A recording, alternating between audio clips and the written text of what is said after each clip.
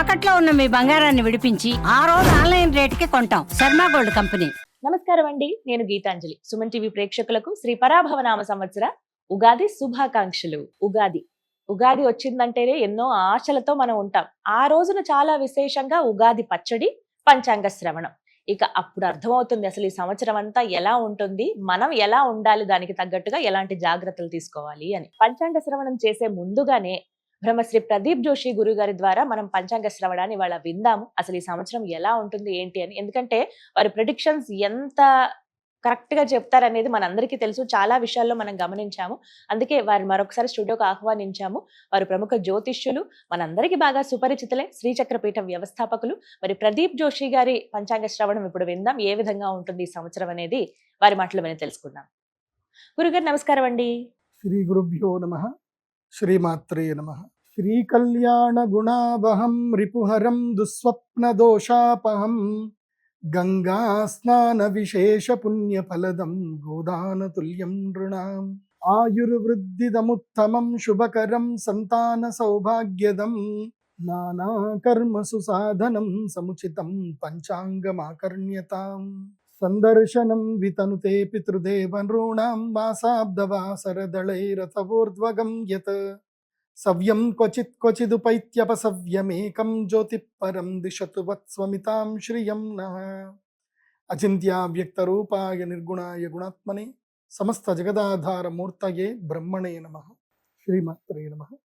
శ్రీ గురుభ్యో నమః. సత్యాభిఘ్నకరాబ్జోత్థాన్ పంచాశద్వర్ష పూజకాన్ సత్యప్రమోద తీర్థార్యాన్ నౌమిన్యాయ సుధారత ఉత్తరాది మఠాధీశాన్ సీతాపత్యర్చకాన్ మునీన్ రఘుత్తమ సకాశస్థాన్ సత్యాత్మానాం గురూన్ భజే. శ్రీమాత్రే నమః. సమస్త హైందవ జాతికి, భారతీయులందరికీ, ముఖ్యంగా నా ప్రియమైనటువంటి తెలుగు ప్రజలందరికీ కూడా శ్రీ పరాభవనామ సంవత్సర ఉగాది శుభాకాంక్షలు. తిథేశ్చ శ్రియమాప్నోతి వారాత్ ఆయుష్యవర్ధనం నక్షత్రాత్ హరతే పాపం యోగాద్ రోగ నివారణం కరణాత్ కార్యసిద్ధి స్యాత్ పంచాంగ ఫలముత్తమం. మనము ప్రతిరోజు పంచాంగం వినాలి. అందులోనూ ముఖ్యంగా ఉగాది రోజున పంచాంగ శ్రవణము తప్పకుండా వినాల్సింది. ఉగాది రోజున చేయవలసింది తైలాభ్యంగనము. తైలముతో చక్కగా ఒంటికంతా తైలం పూసుకొని చక్కగా స్నానం చేసి, సూర్య నమస్కారాలు చేసి, తల్లిదండ్రులకు నమస్కారం చేసి, నూతన వస్త్రాలు ధరించి, అదేవిధంగా షడ్రుచులు తీపి, చేదు, ఒగరు, కారము ఇవన్నీ కలిపి ఏదైతే ఉంటుందో ఉగాది పచ్చడి, ఉగాది పచ్చడిని ఈరోజు అందరూ సేవించాలి. అది భగవంతుడికి నైవేద్యం పెట్టి. అదేవిధంగా తల్లిదండ్రులకు నమస్కారం చేయాలి, గురువులకు నమస్కారం చేయాలి. ఈరోజు తప్పకుండా అందరూ కూడా పంచాంగ శ్రవణం చేయాలి. ఇక కాలము పరిగెడుతుంది, ఆధునిక కాలం, టెక్నాలజీ పెరిగిపోయింది. మాకు కూడా ప్రెషర్స్ బాగా పెరిగిపోయాయి. ఒకప్పుడు ఉగాది పంచాంగ శ్రవణం అంటే ఆ ఊరిలో ఉండేటువంటి పురోహితుడు, ఆ ఊరికి సంబంధించిన జ్యోతిష్య పండితుడు, ఆ రాజ్యానికి సంబంధించి రాజుగారి దగ్గర ఉండేటువంటి ప్రధాన జ్యోతిష్య పండితులు ఉగాది రోజు ఆస్థానానికి వెళ్ళి పంచాంగ శ్రవణం చెప్పేటువంటి వాళ్ళు.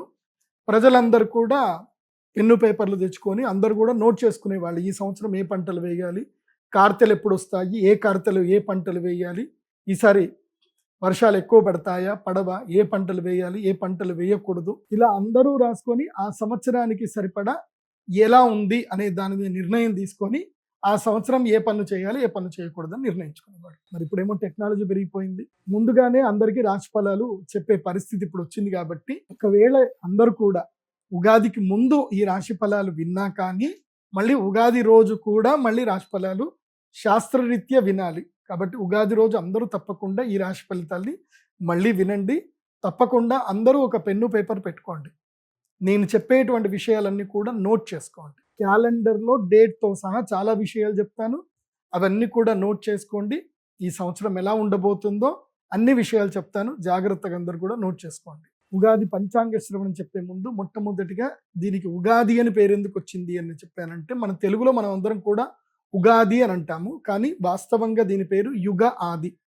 యుగమునకు ఆది అంటే యుగాలన్నీ మొదలయ్యేది ఈ రోజుతో మొదలవుతాయి. కాబట్టి మీనరాశిలో సూర్యగ్రహం ఉంటాడు, అదేవిధంగా అశ్విని నక్షత్రంలో చంద్రుడు ప్రారంభం చేయనప్పుడు అది చైత్రమాసం నుంచి ప్రారంభమవుతుంది. ఏ మాసములో అయితే గనక అశ్విని నక్షత్రములో చంద్రుడు ఉన్నప్పుడు పూర్ణబింబం అవుతాడో అది ఆశ్వీజ మాసము. చిత్తా నక్షత్రంలో ఎప్పుడైతే గనక చంద్రుడు పౌర్ణమి రోజు వస్తాడో అది చైత్ర మాసం. సో చైత్ర మాసము మొదలు మళ్ళీ చైత్రము, అక్కడి నుంచి తీసుకొని వైశాఖము, జ్యేష్టము, ఆషాఢం, శ్రావణం, భాద్రపదం 6 నెలలు అయిన తర్వాత ఆశ్వీజ మాసం. చైత్ర మాసము ఆశ్వీజ మాసం అన్నట్టు ఉంటుంది. అట్లాగే మనకి ఎట్లాగైతే గనక ఉగాది, మనకి ఈ సంవత్సరం ఏంటి అంటే పరాభవనామ సంవత్సరం అనేది మనకు ఉగాది. అట్లాగే వింధ్య పర్వతానికి ఒకవైపుగా ఉండేటువంటి వాళ్ళకు, ఉత్తరం వైపు ఉండే వాళ్ళందరూ కూడా భార్గస్పత్యమానాన్ని పాటించాలి. అక్కడ వాళ్ళకి ఆశ్వయుజ మాసంతో వాళ్ళకి సంవత్సరం మొదలవుతుంది. వాళ్ళకి అది భార్గస్పత్యమానము. వాళ్ళకి అందరికి కూడా రౌద్రినామ సంవత్సరం, అంటే మధ్యప్రదేశ్కి పైన ఎవరైతే ఉంటారో వాళ్ళందరికీ ఈ సంవత్సరం రౌద్రినామ సంవత్సరం. అంటే ఉత్తర భారతదేశానికి రౌద్రినామ సంవత్సరము, దక్షిణ భారతదేశానికేమో పరాభవనామ సంవత్సరం. ఇది బాగా గుర్తుపెట్టుకోండి. మరి ఈ సంవత్సరానికి పరాభవనామ సంవత్సరం అని పేరెందుకు వచ్చింది? పరాభవం అంటే అర్థం ఏమిటి? ఇది మనకి అర్థం చేసుకోవాలి. ఈ సంవత్సరము మనం రెండూ చూడాలి. రౌద్రినామ సంవత్సరాన్ని చూడాలి, పరాభవనామ సంవత్సరం ఉండాలి. మన భారతదేశము ఉత్తర భారతదేశంగాను దక్షిణ భారతదేశంగాను ఏం చేశారు అంటే, శ్రీశైలస్య దక్షిణ ప్రదేశే చాంద్రమానో గ్రాహ్య తద్దక్షిణ దేశే సౌరమానో గ్రాహ్య అని చెప్పారు. అంటే శ్రీకాళహస్తి జ్యోతిర్లింగం ఏదైతుందో, శ్రీకాళహస్తి పంచభూతలింగం ఏదైతే ఉందో అక్కడికి కూడా తీసుకోవాలి. తర్వాత శ్రీశైలానికి కూడా తీసుకోవాలి. శ్రీశైలం తర్వాత వింధ్య దేశం అంటే బైద్యనాథ్ జ్యోతిర్లింగం ఏదైతే మహాకాళేశ్వర్ ఏదైతే ఉంటుందో అక్కడికి కూడా తీసుకోవాలి. మహాకాళేశ్వరుడికి ఉత్తరం వైపు ఉన్నటువంటి యొక్క ప్రదేశం అంతా కూడా భార్గస్పత్యమానం. అలాగే మహాకాళేశ్వరుడికి, శ్రీశైలానికి, అదేవిధంగా శ్రీకాళహస్తి వరకు ఉన్న మధ్యప్రదేశం ఏదైతే ఉందో ఇక్కడంతా కూడా చాంద్రమానం. శ్రీకాళహస్తి నుంచి దక్షిణ భాగం ఏదైతే ఉందో అంటే తమిళనాడు ప్రదేశం అంతా కూడా, కేరళ, తమిళనాడు ఆ ప్రదేశం అంతా కూడా ఏమిటంటే గనక సౌరమానం అనేది తీసుకుంటారు. అంటే అక్కడ సూర్య సంక్రమణాన్ని బట్టి అక్కడ సంవత్సరం ఉంటుంది, ఇక్కడ చంద్ర సంక్రమణం బట్టి మనకు ఉంటుంది, అక్కడ గురుగ్రహ సంక్రమణం బట్టి ఉత్తర భారతదేశంలో ఉంటుంది. ఇది మనం తెలుసుకోవాలి. ఇక పరాభవనామ సంవత్సరం. ఈ పరాభవనామ సంవత్సరం యొక్క ముఖ్య ప్రధానంగా ఏమిటి అంటే పరాభవం. ఏంటి పరాభవం? అరే పరాభవం చూసావురా, పరాభవాలు చూస్తారా అంటే పరాభవం అంటే ఓడిపోవడం. ఇక్కడ నుంచి వీళ్ళు ఓడిపోతారు. ఎవరు ఓడిపోతారు? అందరూ ఓడిపోతారా అంటే కాదు. ఎవరైతే గనక మదగర్వముతో దర్పముతో ఉంటారో, ఎవరైతే ప్రజలని ఇబ్బంది పెట్టాలని చూస్తారో, ఎవరైతే దేశ వినాశనాన్ని కోరుకుంటారో, ఎవరైతే ప్రజా వినాశనాన్ని కోరుకుంటారో, ఎవరైతే స్వార్థ చిత్తముతో ఉంటారో, ఎవరైతే కుళ్ళు రాజకీయాల్ని పెంపొందింపజేస్తారో, స్వార్థం గురించి మనుషుల్ని వాడుకుంటారో, స్వార్థం గురించి దేవుళ్ళని అడ్డంగా పెట్టుకొని మనుషుల్ని తమ బానిసలుగా మార్చుకుంటారో, అలాంటి వాళ్లకు ఇది పరాభవం. చెడ్డవాళ్లకు పరాభవం, మంచి వాళ్ళకి విజయ్. అర్థమవుతుంది కదా? అందుకే ఈ సంవత్సరం 2 రకాలుగా ఉంది, రౌద్రి, పరాభవం. అంటే ఎవరైతే గనక మదగర్వంతో ఉంటారో చెడ్డవాళ్ళందరికీ పరాభవము ఈ సంవత్సరం తప్పకుండా జరుగుతుంది. కాబట్టి మంచి వాళ్ళందరూ సంతోషంగా ఉండండి, మీకేం కాదు. చెడ్డవాళ్ళందరూ కూడా ఇక మీకు శిక్ష పడే సమయం వచ్చింది, పరాభవం వచ్చే సమయం వచ్చింది అనేది గుర్తుపెట్టుకోండి. ఈ సంవత్సరము జడ్జిమెంట్ ఇయర్. ఎవరెవరైతే తప్పులు చేస్తారో, ఎవరెవరైతే ద్రోహాలు చేస్తారో, మోసాలు చేస్తారో, తప్పులు చేసి డబ్బులు విపరీతంగా సంపాదించి నేనే గొప్ప అని ఎవడైతే ఉంటాడో, ఎవరైతే ప్రజలని హింసిస్తాడో, ఎవరైతే స్త్రీలని, శిశువులని అందరిని హింసిస్తారో వాళ్ళందరూ కూడా దుఃఖపడేటువంటి సంవత్సరము పరాభవనామ సంవత్సరం. ఇక రౌద్రినామ సంవత్సరం యొక్క లక్షణం ఏంటి అని అంటే, రౌద్రం అంటే ప్రజలు ఆక్రందనలు చేస్తారు, ఆక్రోశాలకు వెళతారు, కోపాలకు వెళతారు, గొడవలు జరుగుతాయి, మత కల్లోలాలు జరుగుతాయి. ఇవన్నీ కూడా ఎక్కడ జరుగుతాయి? మహాకాళేశ్వరుడికి ఉత్తరం వైపు గంతే జరుగుతుంది. అంటే బెంగాల్ కానీ, బీహార్ కానీ, అదేవిధంగా హర్యానా కానీ, ఈ రాష్ట్రాలలో ఇక్కడ మత కల్లోలాలు ఎక్కువగా జరిగేటువంటి అవకాశం ఉంటుంది. ముఖ్యంగా మధ్యప్రదేశ్లోను, అదేవిధంగా ఉత్తరప్రదేశ్లోను కూడా మత ఛాందసవాదులు ఎక్కువ అవుతారు. వాళ్ళు చేసేటువంటి విచ్చలవిడితనాలకు సామాన్యులు కూడా బలయ్యే అవకాశం ఉంటుంది. ఈ సంవత్సరము కొన్ని రాష్ట్రాల్లో, ముఖ్యంగా వెస్ట్ బెంగాల్లో కానీ, అక్కడ రాష్ట్రపతి పరిపాలన వచ్చేటువంటి అవకాశం ఉంటుంది. అదేవిధంగా ఈశాన్య రాష్ట్రాల్లో కూడా మళ్ళీ పూర్తిగా రాష్ట్రపతి పరిపాలన పెరిగేటువంటి అవకాశం ఉంటుంది. కశ్మీర్లోనూ మళ్ళీ రాష్ట్రపతి పరిపాలన కూడా వచ్చే అవకాశాలు ఈ సంవత్సరం మెరుగ్గా కనిపిస్తున్నాయి. అది కూడా సెప్టెంబర్ మాసంలో ఎక్కువగా ఉంటున్నాయి, భాద్రపద మాసంలో ఎక్కువగా కనబడే అవకాశాలు ఉన్నాయి.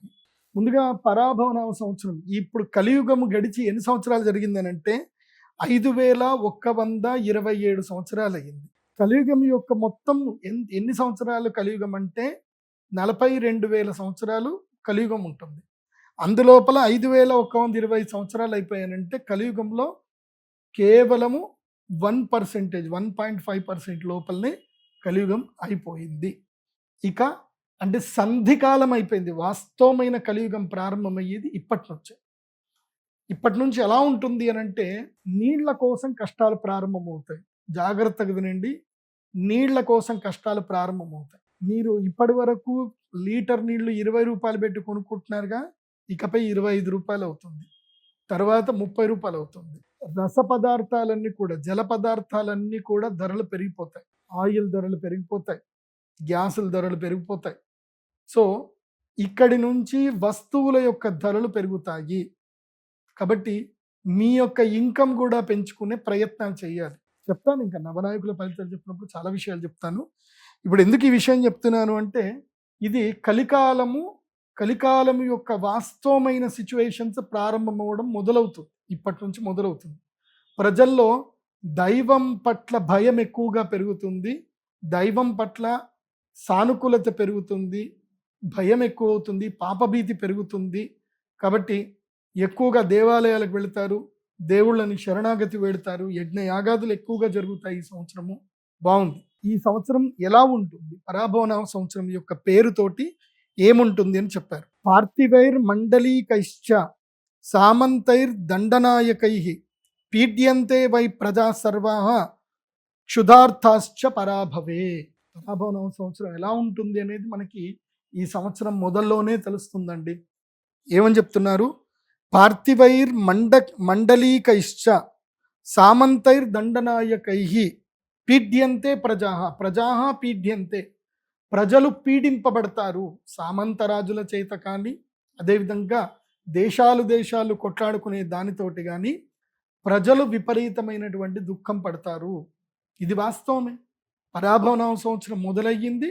ఈరోజు పరాభవనామ సంవత్సరానికి దాదాపుగా 35వ రోజు 30వ రోజు అవుతుంది. సో పరాభవనామ సంవత్సరం మొదలై మనకి చంద్రగ్రహణము సూర్యగ్రహణం వచ్చింది. చంద్రగ్రహణం ఏ రోజైతే ఏర్పడిందో అదే రోజు యుద్ధం ప్రారంభమైంది. ఇది ఇరాను, ఇజ్రాయిల్, అదేవిధంగా అమెరికా యుద్ధం ప్రారంభమైంది. ఇది మామూలు యుద్ధం అయితే కాదు, ఇది చాలా పెద్ద యుద్ధము. ఇది ప్రపంచ యుద్ధానికి దారి తీసేటువంటి యుద్ధము. ఇది జరుగుతుంది కూడా. ఇది ఒక ఆర్థిక సంక్షోభానికి ప్రజల్ని ముందుకు తీసుకెళ్తుంది. ఆర్థిక సంక్షోభం లోపలికి ప్రజలందరినీ నెడుతుంది. ఎక్కడో అక్కడ యుద్ధం జరిగింది, మనకేం జరగదు అని మాత్రం అనుకోవద్దు. దీనివల్ల ఏం జరుగుతుంది అని అంటే విపరీతమైనటువంటి సంక్షోభం ఏర్పడుతుంది. ముఖ్యంగా ప్రజల్లో నీటి ఎద్దడి ఏర్పడుతుంది. ఇప్పుడు మనం ఇరాన్ కానీ ఇరాక్ తీసుకున్నా, సౌదీ అరేబియా, బెహ్రాను, తర్వాత ఇంకా అరబ్ కంట్రీ ఎడారి దేశం అని అంటారు. ఎడారి దేశంలో నీళ్లు లేవు. వాళ్ళు సముద్రం నీళ్ళని మార్చుకొని వాళ్ళు మంచినీళ్ళ కింద మార్చుకుంటున్నారు. కాబట్టి ఇప్పుడు దాని మీద కూడా దాడి జరుగుతుంది. క్షుధార్థ, ఆకలి బాధతో ప్రజలు అల్లకల్లోలం ఉంటుంది, విలవిల్లాడుతూ ఉంటారు. ఎందుకోసమంటే మన భారతదేశం నుంచి కానీ వేరే దేశాల నుంచి అక్కడికి షిప్పులు వెళితే తప్ప అక్కడ న్యాచురల్ రిసోర్స్ అయినటువంటి ఆహారం, వాళ్ళకి న్యాచురల్ రిసోర్స్ లేదు. ఆహారం షిప్పులో నుంచే వెళ్ళాలి. శని ఎక్కడున్నాడు అంటే మీనరాశిలో ఉన్నాడు. జలక్షేత్రంలో మీనము అంటే ఏంటి? చేపలు. చేపలు ఎక్కడ ఉంటాయి? నీళ్లలో ఉంటాయి. అది ఏ రాశి అని అంటే మీనరాశి. మీనరాశిలో ఎవరున్నారు? శనిగ్రహం ఉన్నాడు. కాబట్టి సముద్ర సంక్షోభం ఏర్పడుతుంది, సముద్రపు దొంగలు పెరుగుతారు. సో నౌకలన్నీ సముద్రంలో మునిగిపోతాయి, నౌకా యుద్ధం జరుగుతుంది. దీనితోటి అరబ్ కంట్రీస్లో పూర్తిగా సంక్షోభం ఏర్పడుతుంది. సంక్షోభం ఏర్పడి ఆహార ధాన్యాలు దొరకవు, తిండి దొరకదు, నీళ్లు దొరకవు. అలాంటి పరిస్థితులు ఈ సంవత్సరం ఎక్కువగా ఏర్పడే అవకాశాలు కనిపిస్తున్నాయి. మనం భారతీయులం, మనం అంత అదృష్టవంతులమే. ఇది మళ్ళీ ఏం చెప్తున్నారు, మన భారతదేశానికి చూస్తే దీని లెక్క ప్రకారం మన దాంట్లో కనుక చూస్తే కనుక భారతదేశంలో ప్రజలందరూ కూడా రోగపీడితులు ఎక్కువగా అవుతారు. ముఖ్యంగా ఒక మహమ్మారి ఉంది, డయాబెటీస్ అనే ఒక మహమ్మారి ఉంది. అది 10 మందిలో 8 మందికి తగులుతుంది. దాని యొక్క మహమ్మారికి అందరూ కూడా లోనవుతూనే ఉంటారు. ఆహార పదార్థాలు విచారణ ప్రజల్లో మార్పు తీసుకురావాలి. అందుకే ఈ సంవత్సరము అపరధాన్యములైనటువంటి చామలు, కొర్రలు ఇవన్నీ కూడా బాగా పండుతాయి. నేను ఈ సంవత్సరం రైతులందరికీ కూడా చెప్పేది ఏమిటంటే, కొన్ని విషయాలు కూడా చెప్తాను, కానీ ఇప్పుడు ఈ సంవత్సరానికి సంబంధించిన శ్లోకం ద్వారా మీకు చెప్పేది ఏంటంటే, రైతులు ఈజీ మెథడ్లో పంటలు పండించడానికి చూడకండి. హైబ్రిడ్ విత్తనాల జోలికి వెళ్ళకండి. హైబ్రిడ్ విత్తనాలను దూరం పెట్టండి. ఎందుకోసం అంటే, అన్నం పెట్టేది మీరే అన్నం సరిగ్గా పెట్టకపోతే ప్రజలందరూ కూడా ఆరోగ్యం పాడు చేసుకుంటారు. ఆ ప్రజల్లో ఎవరు ఉండరు, మీ కుటుంబ సభ్యులు కూడా ఉంటారు. కాబట్టి రైతులందరూ కూడా దేశీ విత్తనాలు తీసుకోండి. నవారా, రత్నచోడి, అదేవిధంగా ఇంకా చాలా ఉన్నాయి, చిట్టి ముత్యాలు లాంటివి దేశవాళీ విత్తనాలు తీసుకొని పంటలు పండించండి. వాటిని వృద్ధి చేయండి అని చెప్తాను. హైబ్రిడ్ విత్తనాలు జోలికి వెళ్ళకండి, హైబ్రిడ్ వడ్ల జోలికి వెళ్ళకండి అని చెప్పి రైతులందరూ కూడా చెప్తున్నాను. ఎందుకోసం అంటే, క్షుధార్తాహ, క్షుత్ అంటే ఆకలి బాధలు. ఈ సంవత్సరం ప్రజలకి ఆకలి బాధ ఎక్కువగా ఉంటుంది. ఆకలితో చాలామంది అలమటిస్తారు. ఇవాళ ప్రపంచం మొత్తం మీద అందరికీ ఆహారం పెడుతుంది ఎవరు అంటే భారతదేశం. ప్రపంచం మొత్తం మీద ఆకలి 30% ఆకలి తీరుస్తుంది భారతదేశం. మన భారతీయ రైతులు పండించేటువంటి ఏవైతే బియ్యం ఏదైతే ఉన్నాయో, ఆహార ధాన్యాలు ఏవైతే ఉన్నాయో అవి ప్రపంచ దేశంలో అందరు తింటున్నారు. కానీ ఈ సంవత్సరం ఏం జరుగుతుంది అని అంటే, ప్రకృతి విపత్తులు బాగా పెరుగుతాయి, ఆహార ధాన్యం లోపల నష్టం జరుగుతుంది. ప్రజలు ఎక్కువగా వ్యవసాయం చేయడానికి మక్కువ చూపించరు. ఇది ఈ సంవత్సరం చాలా దారుణాలు ఉన్నాయి. మక్కువ చూపించరు. ప్రజలు ఏం చేస్తారు అంటే ఈజీ మెథడ్లోకి వెళతారు. దానితోటి కలుషితమైన ఆహారము, హైబ్రిడ్ విత్తనాలు, హైబ్రిడ్ ఆహార పదార్థాలు ప్రజల్లోకి వెళతాయి. దాంట్లో ప్రజలందరూ కూడా ఆహార మాధ్యమంగా ఆహారం సరిగ్గా దొరకదు, తిన్న ఆహారంతో కడుపు సరిగ్గా నిండదు, రోగాల బారిన పడతారు. అందుకే ఏం చెప్పారు, పీఠ్యంతే వై ప్రజాహ, ప్రజలందరూ కూడా పీడింపబడతారు. క్షుధార్తాహ, ఆకలి బాధలు ఉంటాయి, నీటి ఎద్దడి కొనసాగుతుంది, ప్రజల్లో నీళ్లు కలుషితమైపోతాయి, విషపూరితమైన నీళ్లు తాగి మూకుమ్మడిగా జనాలు చనిపోయే అవకాశం ఈ సంవత్సరం ఎక్కువగా ఉంటుంది. కాబట్టి నీటి పట్ల అప్రమత్తత పాటించండి. ఈ సంవత్సరము ప్రజలు కాపాడుకోవాల్సింది నీళ్లను కాపాడుకోవాలి, నీటిని జాగ్రత్తగా వాడుకోండి. బాగా గుర్తుపెట్టుకోండి. ఇంకొక ట్రిక్ చెప్తాను. ఈ మధ్య కొన్ని వాటర్ బాటిల్స్ వచ్చాయి, మీకు అమెజాన్ లాంటి వెబ్సైట్లో దొరుకుతాయి. ఆల్కలైన్ వాటర్ బాటిల్స్ అని దొరుకుతున్నాయి. అవి ఎంతనో 600 800కు దొరుకుతున్నాయి. ఆ వాటర్ బాటిల్లో నీళ్లు పోసుకొని దాన్ని ఒక 2 minutes చక్కగా షేక్ చేసి దాన్ని తాగితే అవి ఆల్కలైన్ వాటర్గా మారుతున్నాయి. సో వాటర్ చాలా important. High pH level water తాగకుండా చక్కగా ఆల్కలైన్ వాటర్, ఫిల్టరైజ్ వాటర్ తాగండి. ముఖ్యంగా సిటీలలో ఉండేటువంటి వాళ్ళు బోర్ల మీద డిపెండ్ అవ్వకుండా వర్షపు నీటిని సేవ్ చేసుకోండి. అండ్ ఆహారం పట్ల, ఆహార భద్రత పట్ల ప్రజల్లో చైతన్యం తీసుకురావాలి ప్రభుత్వాలు. ఈ సంవత్సరం ఫుడ్ కార్పొరేషన్ ఆఫ్ ఇండియా చాలా గట్టిగా పనిచేయాలి. ఈ సంవత్సరం విరివిగా ఆహార పదార్థాలు దొరకవు, ఆహార సంక్షోభం ఏర్పడుతుంది, కూరగాయల సంక్షోభం ఏర్పడుతుంది. కాబట్టి దీని పట్ల కొంతమంది రైతులకు లాభం కలగొచ్చు, కానీ చాలామంది ప్రజలు మాత్రం కూరగాయలు, సరైన ఆహార పదార్థాలు దొరకక కలుషితమైన ఆహార పదార్థాలు తింటూ ప్రజలు ఇబ్బందులు పడే అవకాశం ఈ సంవత్సరం కనిపిస్తుంది. ఇదే పరాభవనామ సంవత్సరం యొక్క పేరు యొక్క ఆ శ్లోకానికి సంబంధించిన ప్రధానమైనటువంటి అర్థం. రౌద్రినామ సంవత్సరం వచ్చింది, దాని యొక్క అర్థం ఏమిటి అని తెలుసుకుంటే, అన్యోన్య నృప సంక్షోభ చోరవ్యాఘ్రాదితో భయం మధ్యవృష్టిర్ అనర్ఘత్వం రౌద్రాబ్దే మధ్యమం ఫలం. అన్యోన్య నృప సంక్షోభ, అన్యోన్య అంటే రాష్ట్రాలకు పడదు, దేశాలకు పడదు, ఇంటి పక్కోడికి పడదు, ఈ గల్లివాడికి ఆ గల్లివాడికి పడదు, ఈ సందులో ఉన్న వాళ్ళకి ఆ సందు వాళ్ళకి పడదు, ఈ ఊరు వాళ్ళకి ఆ ఊరు వాళ్ళకి పడదు. నీళ్ల వల్ల గొడవలు అవుతాయి, ఆహారం వల్ల గొడవలు అవుతాయి, మనుషుల వల్ల గొడవలు అవుతాయి. అన్యోన్య నృప సంక్షోభ, ఒకళ్ళనొకళ్ళు తిట్టుకుంటారు, ఒకళ్ళని చూసి ఒకళ్ళు ఓర్వరు, ఇవి జరుగుతాయి. చోరవ్యాఘ్రాదితో భయం, ఈ సంవత్సరం దొంగలు బాగా పెరిగిపోతారు.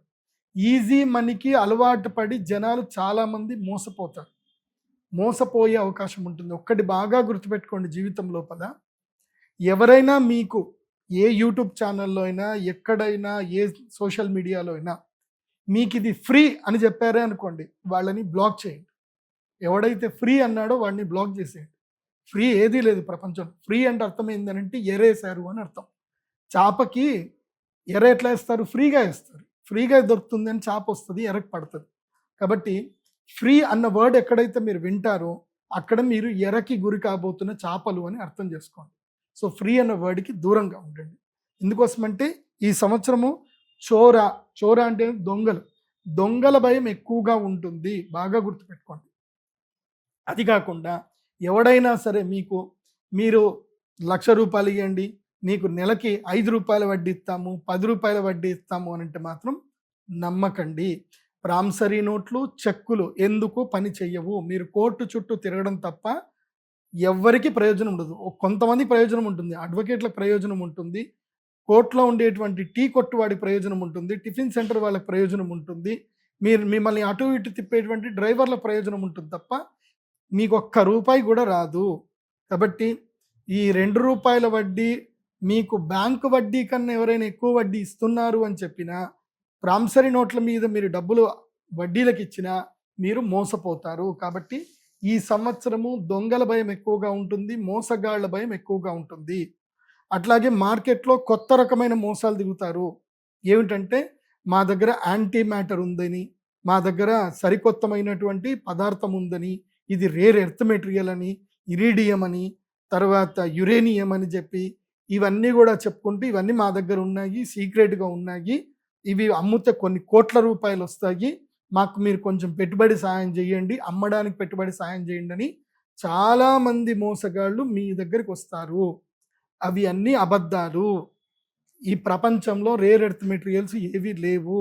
అవి ఉన్నా కానీ దాని మీద ఆల్రెడీ భారతీయ నిఘా వ్యవస్థ చాలా ఎక్కువగా ఉంటుంది. కాబట్టి వాటి పట్ల ఏవి వెళ్ళకండి. ఈ రైస్ పుల్లింగు వాటి మోసాల జోలికి వెళ్ళకండి. ఈ సంవత్సరము దొంగలు కొత్త మేకప్ వేసుకొని వస్తారు, సరికొత్త మేకప్ వేసుకొని దొంగలు వస్తారు. కాబట్టి ఈ సైబర్ మోసాలు కానీ, ఏది మిమ్మల్ని డిజిటల్ అరెస్ట్ చేసామని చెప్పి మీరు ఓటీపీలు చెప్పండి అను వెరైటీ వస్తారు. కాబట్టి ఈ సంవత్సరము చదువు రానటువంటి వారైనా, చదువు వచ్చిన వారైనా మీ యొక్క నెట్ బ్యాంకింగ్ని పూర్తిగా సేవ్ చేసుకొని ఏదైతే ఉంటుందో చిన్న ఫోన్లు వాడండి. ఈ సంవత్సరం అయితే నేను అందరికీ ఏం చెప్తాను అంటే నోకియా ఫోన్లు వాడండి అని చెప్తాను. ఏవి చిన్న కీప్యాడ్ ఫోన్లు ఉంటాయి కదా, అవి వాడండి. అవి వాడితే మీరు సైబర్ మోసగాళ్ళు ఎరపడరు. ఎందుకోసం అంటే ఈ సంవత్సరము సైబర్ మోసగాళ్ళు చాలా ఎక్కువగా తయారవుతారు. మీకు తెలియకుండానే మీ మొబైల్లోనే మీకు యాప్లు డౌన్లోడ్ అయిపోతాయి, మీ యొక్క ఓటీపీలు వాళ్ళే హ్యాక్ చేస్తారు, మీ బ్యాంకులో ఉన్న డబ్బంతా ఖాళీ అయిపోతుంది. చాలా జాగ్రత్తగా ఉండండి. స్మార్ట్ ఫోన్లు వినియోగించే విషయంలో, నెట్ బ్యాంకింగ్ విషయంలో చాలా అప్రమత్తంగా ఉండండి.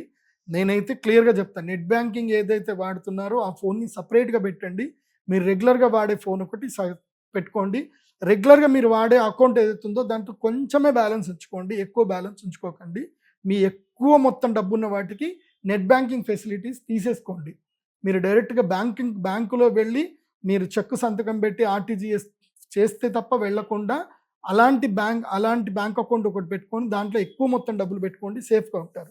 లేదంటే ఉన్న డబ్బంతా కూడా ఖాళీ అయిపోతుంది. చాలా జాగ్రత్తగా ఉండండి. ఇక వ్యాఘ్ర భయం అని కూడా ఉంది. చిరుత పులులు, అదేవిధంగా పులులు ఊర్లోకి వస్తాయి. ఎందుకోసం అంటే మనం అడవులన్నింటినీ మనం తినేస్తున్నాం కదా, పోడు భూములు అని చెప్పి. మనం అడవులు మొత్తం తిన్నాక పులులకి, చిరుత పులులకు ఉండడానికి ప్రదేశం ఎక్కడ ఉంది? కాబట్టి క్రూర మృగాలు ఊరి లోపలికి వస్తాయి. దీనివల్ల ప్రజలకి చాలా ఇబ్బందులు జరుగుతాయి. నేను అటవీ శాఖ అధికారులకు చెప్పేది ఏంటంటే, మీరు అడవిలో పులులకి తగ్గట్టుగా ఆహారం ఉండేటట్టుగా ఇంకా ఏమైనా జంతువుల్ని పెంచండి. ఇంకా జింకల్ని ఎక్కువగా పెంచండి, వాటికి ఆహారం రావాలి కదా. నాకు ఎందుకో డౌట్ వస్తుంది, అడవిలో మేకల్ని ఎందుకు పెంచరు, గొర్రెలను ఎందుకు పెంచరు అటవీ శాఖ వాళ్ళని? అవి పెంచితే పులులు హాయిగా తినేసి వాటి జోలికి మన మనుషుల జోలికి రావు కదా. సో అది ఏమన్నా ఉంటే ఐడియా ఉంటే ఫాలో చేయండి, మాకు ఆ రూల్స్ అయితే తెలియవు. కాకపోతే ఈ సంవత్సరము అడవి మృగాల వల్ల మాత్రం గిరిజనులకి కీడు ఉంటుంది, గిరిజనులకి సంక్షోభం అయితే ఉండే అవకాశం ఉంటుంది. ఏదో చిన్న చితికైతే మరణాలు అయితే జరిగే అవకాశం ఉంటుంది, జాగ్రత్తగా ఉండండి. ఇక మధ్యవృష్టిర్ అనర్ఘత్వం చ, మధ్యవృష్టి, ఈ సంవత్సరం వర్షాలు మధ్యంగా ఉంటాయి, ఎక్కువగా పడవు, సాధారణమైన వర్షాలు మాత్రం ఉంటాయి. అండ్ ఇంకొకటి కూడా చెప్పబోతున్నాను, ఇది భవిష్యవాణి. రాబోయే 3 సంవత్సరాలకి, అంటే ఇంకో 2 సంవత్సరాల్లోనే శనిగ్రహము రోహిణి నక్షత్రంలో ప్రవేశిస్తాడు. శనిగ్రహము రోహిణి నక్షత్రంలో ప్రవేశించగానే సంక్షోభం ఏర్పడుతుంది, చుక్క నీరు దొరకడం కూడా కష్టమవుతుంది, నదులన్నీ ఎండిపోతాయి. మీరు కల్కి సినిమా చూశారు కదా, అది ఆయన డైరెక్టర్ ఏమి మామూలుగా ఏం స్క్రిప్ట్ రాయలేదు, కరెక్ట్గా రాశాడు. గంగ ఎండిపోతుంది, ఆఖరికి చుక్క నీరు కూడా పడనప్పుడు, గంగ ఎండిపోయినప్పుడు నేను పుడతాను అని చెప్పేసి అని కల్కి వస్తాడు అని చెప్పి అయితే చెప్పారు, అది వాస్తవమే. నీరు ఎండిపోతుంది, నదీ జలాలు కలుషితం అవుతాయి. నేను ప్రభుత్వాలకి రిక్వెస్ట్ చేసేది ఏంటంటే, ముఖ్యంగా ఈ రాబోయే పుష్కరాలు రాబోతున్నాయి కాబట్టి గోదావరి నదికి గౌరవ చంద్రబాబు నాయుడు గారు, అదేవిధంగా పవన్ కళ్యాణ్ గారు, అదేవిధంగా శ్రీ రేవంత్ రెడ్డి గారు, బట్టి విక్రమార్క గారు, మీ అందరికీ నేను రిక్వెస్ట్ చేసేది ఏంటంటే, నదీ జలాలని సంరక్షించండి, నదుల పక్కన చక్కగా చెట్లు పెట్టించండి, ఘాట్ల దగ్గర కలుషితం కాకుండా గాడ్లని పెట్టించండి. ఎందుకోసమంటే ఈ సంవత్సరము నీటిలో పడి చనిపోయే వాళ్ళు ఎక్కువగా ఉంటారు, అదేవిధంగా నీరు కలుషితం చేసే దుర్మార్గులు కూడా ఎక్కువగా ఉంటారు. కాబట్టి ముఖ్యంగా వాటర్ సప్లై బోర్డ్స్ దగ్గర కూడా సెక్యూరిటీని పెంచండి అని చెప్తున్నాను. అదేవిధంగా రైతులందరూ కూడా చెప్పేది ఏంటంటే, ఖర్చైనా పర్వాలేదు మోట బావులు తవ్వుకోండి, మీ యొక్క బోర్ పాయింట్స్ ఏవైతే ఉన్నాయో అవి రీఛార్జ్ అయ్యేటట్టుగా ప్లాన్ చేసుకోండి. ఎందుకోసమంటే ఏ నీటి ద్వారా అయితే మీరు పొలాలు చక్కగా పండించుకుంటున్నారో, రేపు ఆ నీరు దొరకకుండా ఉంటే మీకు ఆ సంపాదన కూడా పోతుంది. కాబట్టి ఇప్పుడే మీ యొక్క బోర్లు అవన్నీ కూడా రీఛార్జ్ చేసుకోండి, నీటిని కాపాడుకునే ప్రయత్నం చేయండి. రాబోయే 2 సంవత్సరాల తర్వాత భయంకరమైన నీటి సంక్షోభం రాబోతుంది. ఇప్పుడే మీరు మెలకు ఉంటేనే మీరు నీటిని కాపాడుకునే ప్రయత్నం చేసుకోండి. సిటీలలో కూడా నేను గౌరవ ముఖ్యమంత్రులందరికీ కూడా చెప్పేది ఏంటంటే, సిటీ లోపల ఒక జీవో పాస్ చేయండి. అపార్ట్మెంట్లలో పడే వర్షపు నీళ్ళన్నీ కూడా ఒక్కొక్క ఫ్లాట్ 5,000 లీటర్ల నీళ్లు సేవ్ చేసుకోవాలని ఒక జీవో పాస్ చేయండి.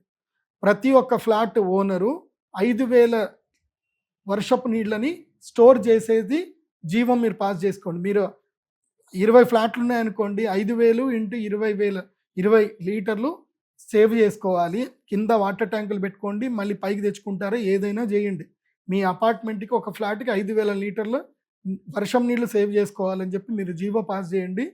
ప్రజలు మారుతారు. కావాలంటే వాళ్ళకి సబ్సిడీలు ఇవ్వండి, వాటర్ ట్యాంకులు ఇప్పే విషయంలో సబ్సిడీలు ఇవ్వండి. ఎందుకోసమంటే రాబోయే 2 సంవత్సరాల తర్వాత భయంకరమైన జల సంక్షోభం రాబోతుంది. దానికి ఈ పరాభవనామ సంవత్సరమే సూచనగా ప్రారంభమవుతుంది. ఈ సంవత్సరం రాజాది నవనాయకుల ఫలితాన్ని చెప్తాను, వినండి. ఈ సంవత్సరము నవనాయకుల్లో 7 శుభులవుతున్నారు, 2 పాపులు అవుతున్నారు. కాబట్టి పరిణామాలు బాగా జరుగుతాయి, శుభాలు ఉన్నాయి కాబట్టి పరిణామాలు జరుగుతాయి. కానీ ఒకటి మనం అర్థం చేసుకోవాలి, ఈ కలికాలంలో మనం ఒక్కసారి గుండె మీద చేసుకొని చూద్దాము. మనకు చూస్తున్న వాళ్ళల్లో మంచి వాళ్ళు ఎంతమంది, చెడ్డవాళ్ళు ఎంతమంది, నిజాయితీగా ఉన్నది ఉన్నట్టుగా మనసులో ఉన్నది ఉన్నట్టుగా ప్రవర్తించే వాళ్ళు ఎంతమంది, లోపల కల్మషం పెట్టుకుంటూ ఉన్నవాళ్ళు ఎంతమంది చూస్తే మనకు తెలిసిపోతుంది. సో 7 శుభులు ఉన్నారు అంటే అర్థం ఏమిటంటే పరిణామం చెందబోతుంది, మార్పులు చెందబోతున్నాయి. కాబట్టి దుర్మార్గుల కష్టాలు వస్తాయి. కాబట్టి పాలకులే దుర్మార్గులు అవుతే ఏం చేస్తాం? సో వాళ్ళ కష్టాలు వస్తే ఏమవుతుంది? కష్టాలను ఎదుర్చుకుని మళ్ళీ కష్టాలు వస్తాయి. కాబట్టి కొంచెం జాగ్రత్తగా ఉండండి. ఈ లాజిక్ మీకు అర్థమైంది అనుకుంటాను. ఈ సంవత్సరం గురుడు రాజు అవుతున్నాడు కాబట్టి గురుగ్రహం రాజు అవుతే న్యాయవర్తిత్వం జరుగుతుంది, న్యాయస్థానాలు చాలా గట్టిగా పనిచేస్తాయి, అన్యాయం జరిగిన వంటి వాళ్ళకి న్యాయం తప్పకుండా లభిస్తుంది. ఈ సంవత్సరము గురుగ్రహం ఉండడం వలన ప్రజలందరూ ఆనందంగా ఉంటారు, వర్షాలు బాగా పడతాయి, ఆహారం బాగా దొరుకుతుంది. కాకపోతే విషయం ఏంటంటే మంత్రి ఎవరయ్యారు అంటే కనుక కుజగ్రహం మంత్రి అయ్యాడు, భౌమహ మంత్రి, దేశానికి ఉద్యోగాధిపతి కుజుడే అయ్యాడు. కాబట్టి కుజుడు ఉద్యోగాధిపతి అయ్యాడు, అశ్వాధిపుడు అయ్యాడు. కాబట్టి ఏమవుతుందంటే యుద్ధ భయం ఉంటుంది. దేశాలకు దేశాలమై యుద్ధ భయం ఉంటుంది. అదేవిధంగా రక్షణ శాఖకి బలమైన పగ్గాలు వస్తాయి. రక్షణ శాఖ చాలా గట్టిగా పనిచేస్తుంది. ఈ ఈ దేశంలో, భారతదేశంలో అయితే కొన్ని రాష్ట్రాల్లో, ముఖ్యంగా వెస్ట్ బెంగాల్లో మాత్రం ఎట్టి పరిస్థితుల్లో రాష్ట్రపతి పరిపాలన వస్తుంది. కాశ్మీర్లో కూడా రాష్ట్రపతి పరిపాలన ఏర్పడే అవకాశం ఈ సంవత్సరం ఉంటుంది. ఇక అర్ఘాధిప. అర్ఘాధిప అంటే చక్కగా వర్షాలు, అర్ఘము అంటే ఏంటి? మేఘాలు. మేఘాలకు అధిపతి ఎవరు అంటే ఇందుహు. చంద్రుడు వచ్చాడు కాబట్టి ఏం జరుగుతుందంటే వర్షాలు మంచిగానే పడతాయి. పడితే కుంభవృష్టి పడుతుంది. ఈసారి కూడా క్లౌడ్ బస్ట్లు ఉంటాయి, బాగానే ఉంటుంది. సస్యాధిప, దేవాదయ అధిప. సస్యాధిప అంటే చక్కగా సస్యములు పెంచే విషయంలో కానీ, దేవాదయ అంటే దేవతలకు సంబంధించిన అధిపతి కానీ, దేవాలయాలకు అధిపతి కానీ ఈ సంవత్సరం గురువు అయ్యాడు కాబట్టి ఈ సంవత్సరం ప్రజలు ఎక్కువగా భక్తి విశ్వాసాల పట్ల అప్రమత్తత చూపిస్తారు. ఎక్కువగా దేవాలయాలు ఎక్కువగా వెళతారు ప్రజలు. హుండీలలో మాత్రం డబ్బులు వేయకండి ప్రజలు. ఎందుకోసమంటే ఎండోమెంట్ పరిధిలో ఉన్న దేవాలయాల్లో డబ్బులు వేయకండి, హుండీలో డబ్బులు వేయకండి. యజ్ఞ యాగాదులు కర్మలు చేయండి. ఎవరైతే గురువులు, ఎవరైతే స్వాములు, శృంగేరి పీఠము, కంచి పీఠము, అదేవిధంగా ద్వారకా పీఠము, ఉత్తరాది పీఠము, ఉడిపి పీఠాధిపతులు, ఇలాంటి మఠాలకు వెళ్ళండి. అక్కడ పీఠాధిపతులకు మీరు గుళ్ళో వేయాలనుకున్నదంతా కూడా అక్కడ ఇవ్వండి. ఎందుకోసమంటే ధర్మాన్ని కాపాడుతుంది పీఠాధిపతులు. వాళ్ళు చెప్పడం వల్ల, మాలాంటి శిష్యులను వాళ్ళు తయారు చేయడం వల్ల, మేము మీ అందరికీ చెప్పడం వల్ల దేవాలయాలు అందరికీ వెళుతున్నారు. కాబట్టి ఆ దేవాలయాల్లో మీరు వేశారనుకోండి, ఆ మీరు హుండీలో వేసిన డబ్బులు నిరర్థకంగా పోతున్నాయి. కాబట్టి హుండీలో డబ్బులు వేయకండి. మఠాలలో పీఠాధిపతుల దగ్గరికి వెళ్ళి అక్కడ డబ్బులు వేయండి. ఎందుకోసమంటే ఈ సంవత్సరం యజ్ఞయాగాది కర్మలు పెరుగుతాయి, ధర్మం వృద్ధి జరుగుతుంది, గోసంపద వృద్ధి జరుగుతుంది. ఎవరైతే గోవులను కాపాడుతున్నారో, ధర్మాన్ని కాపాడుతున్నారో వాళ్ళతోటి మీరు అందరూ ఉండండి. ఇక సైనాధిపతి, సేనాధిపతి ఎవరు అవుతున్నారు అంటే ఇందుహు. ఈ సంవత్సరము చంద్రుడే అవుతున్నాడు. సేనాధిపతి కూడా చంద్రుడే అవుతున్నాడు. కాబట్టి ఈ సంవత్సరము బియ్యం ధరలు బాగా పెరుగుతాయి. దేశవాళీ బియ్యానికి ధరలు బాగా పెరుగుతాయి, బాగుంటుంది. సైన్యం కూడా గట్టిగానే పనిచేస్తారు. ఇక పరీక్షకుడు, గ్రామ నాయకుడు గురువు అవుతున్నారు. ఇది చాలా అద్భుతము. ఈ సంవత్సరం పరీక్షించేటువంటి వాడు అంటే ఎన్ఫోర్స్మెంట్ డైరెక్టర్ ఎవరైతే ఉంటారో ఆయన గురువు ఈ సంవత్సరం. సో అందరినీ ఎగ్జామినేషన్ చేస్తాడు. ఈ సంవత్సరము గ్రామ సర్పంచులు కానీ, గ్రామాధికారులు కానీ, గ్రామ వికాసం ఏర్పడుతుంది. గ్రామంలో ఉన్న ప్రజలందరూ కూడా ఐకమత్యంగా ఉంటారు. ఉండి తమ గ్రామం లోపల సహకార సంఘాలు పెట్టుకొని ప్రజలు డెవలప్ అవుతారు. ఈ సంవత్సరం నుంచి గ్రామాల్లో అవేర్నెస్ ఎక్కువగా పెరుగుతుంది, బాగుంటుంది ఈ సంవత్సరం. తర్వాత రసాధిప. రసాధిపుడు, తర్వాత వస్త్రాధిపుడు శని అయ్యాడు. కాబట్టి నల్లని భూములు, నల్లటి పంటలు కానీ, నల్ల నువ్వులు కానీ, మినుములు కానీ, నల్లటి ఆహార పదార్థాలన్నిటికీ మంచి ధరలు వస్తాయి. ఈ సంవత్సరం వస్త్రాలకు ధర విపరీతంగా పెరుగుతుంది. తర్వాత గ్రామపాలకుడు, రత్నాధిపుడు ఇందు అవుతున్నాడు. ఇందుహు అంటే సూర్యుడు. గ్రామాధిపుడు సూర్యుడు అవుతున్నాడు కాబట్టి ఇది కూడా చాలా మంచిదే. ప్రజలు బాగుంటారు, వాళ్ళందరూ కూడా కలిసికట్టుగా వాళ్ళ పనులు వాళ్ళు చేసుకుంటారు. ఈ సంవత్సరం మహిళా రాతులు ఎక్కువగా పెరుగుతారు. డ్వాక్రా సంఘాలు ఎక్కువగా పెరుగుతుంది. మహిళలందరూ కూడా కలిసి సొంతగా ఏవైతే కనుక పరిశ్రమలు పెట్టడం అనేది ఈ సంవత్సరం చాలా ఎక్కువగా ఉంటుంది. దానికి తెలుగు రాష్ట్రాల ప్రభుత్వాలు కూడా వాళ్ళకి సహకరిస్తే, బ్యాంకులు సహకరిస్తే ఇంకా మంచిది. తర్వాత ఈ సంవత్సరం వృక్షాలకు అధిపతి కూడా బుధుడు అవుతున్నాడు కాబట్టి తుఫాన్లు ఎక్కువగా వచ్చేటువంటి అవకాశం ఉంటుంది. ముఖ్యంగా శ్రీకాకుళము, తూర్పుగోదావరి జిల్లా, విశాఖపట్నం, విజయనగరము ఈ ప్రాంతం లోపల తుఫాను ప్రభావాలు ఎక్కువగా పడేటువంటి అవకాశం ఉంటుంది. కాబట్టి ఈ సంవత్సరం తొందరగానే పంటలు వేసుకొని ఆశ్వేజ మాసం అంటే కార్తీక మాసం లోపలనే పంటలు కోసుకునే ప్రయత్నం చేయండి. తర్వాత పంటలన్నీ మునిగిపోయే అవకాశం ఉంటుంది కాబట్టి జాగ్రత్తగా ఉండండి. అది నేను కోస్తా జిల్లాలకైతే ఇది చెప్పడం జరుగుతుంది. ఇక నీరసాధిప. ఈ సంవత్సరం కుంకుమ పువ్వు, కర్పూరం. నీరసాధిప ఎవరవుతున్నాడంటే గురుడు అవుతున్నాడు. కాబట్టి కుంకుమ పువ్వు ఈ మధ్య చాలామంది ఇళ్లలోని ఏసీలు పెట్టేసి కుంకుమ పువ్వు పెంచుతున్నారు. సుమన్ టీవీలో కూడా వీడియో చూశాను, బాగుంది. మీరు కూడా పని చేసుకోండి. కుంకుమ పువ్వు, అదేవిధంగా పుట్టగొడుగులు, ఇవి మీరు ఇళ్లలో పెంచుకోండి. ఈ సంవత్సరం చాలా డిమాండ్ ఉంది. అదేదో కొన్ని రకమైన పుట్టగొడుగులు అట కిలోకి 5 లక్షలు అట. అలాంటి ఏమైనా ఉండి ఇంట్లో మీరు ఏసీలు పెంచుకొని కరెంటు బిల్లు సంవత్సరం మొత్తం మీద ₹1,00,000 అయినా పర్వాలేదు.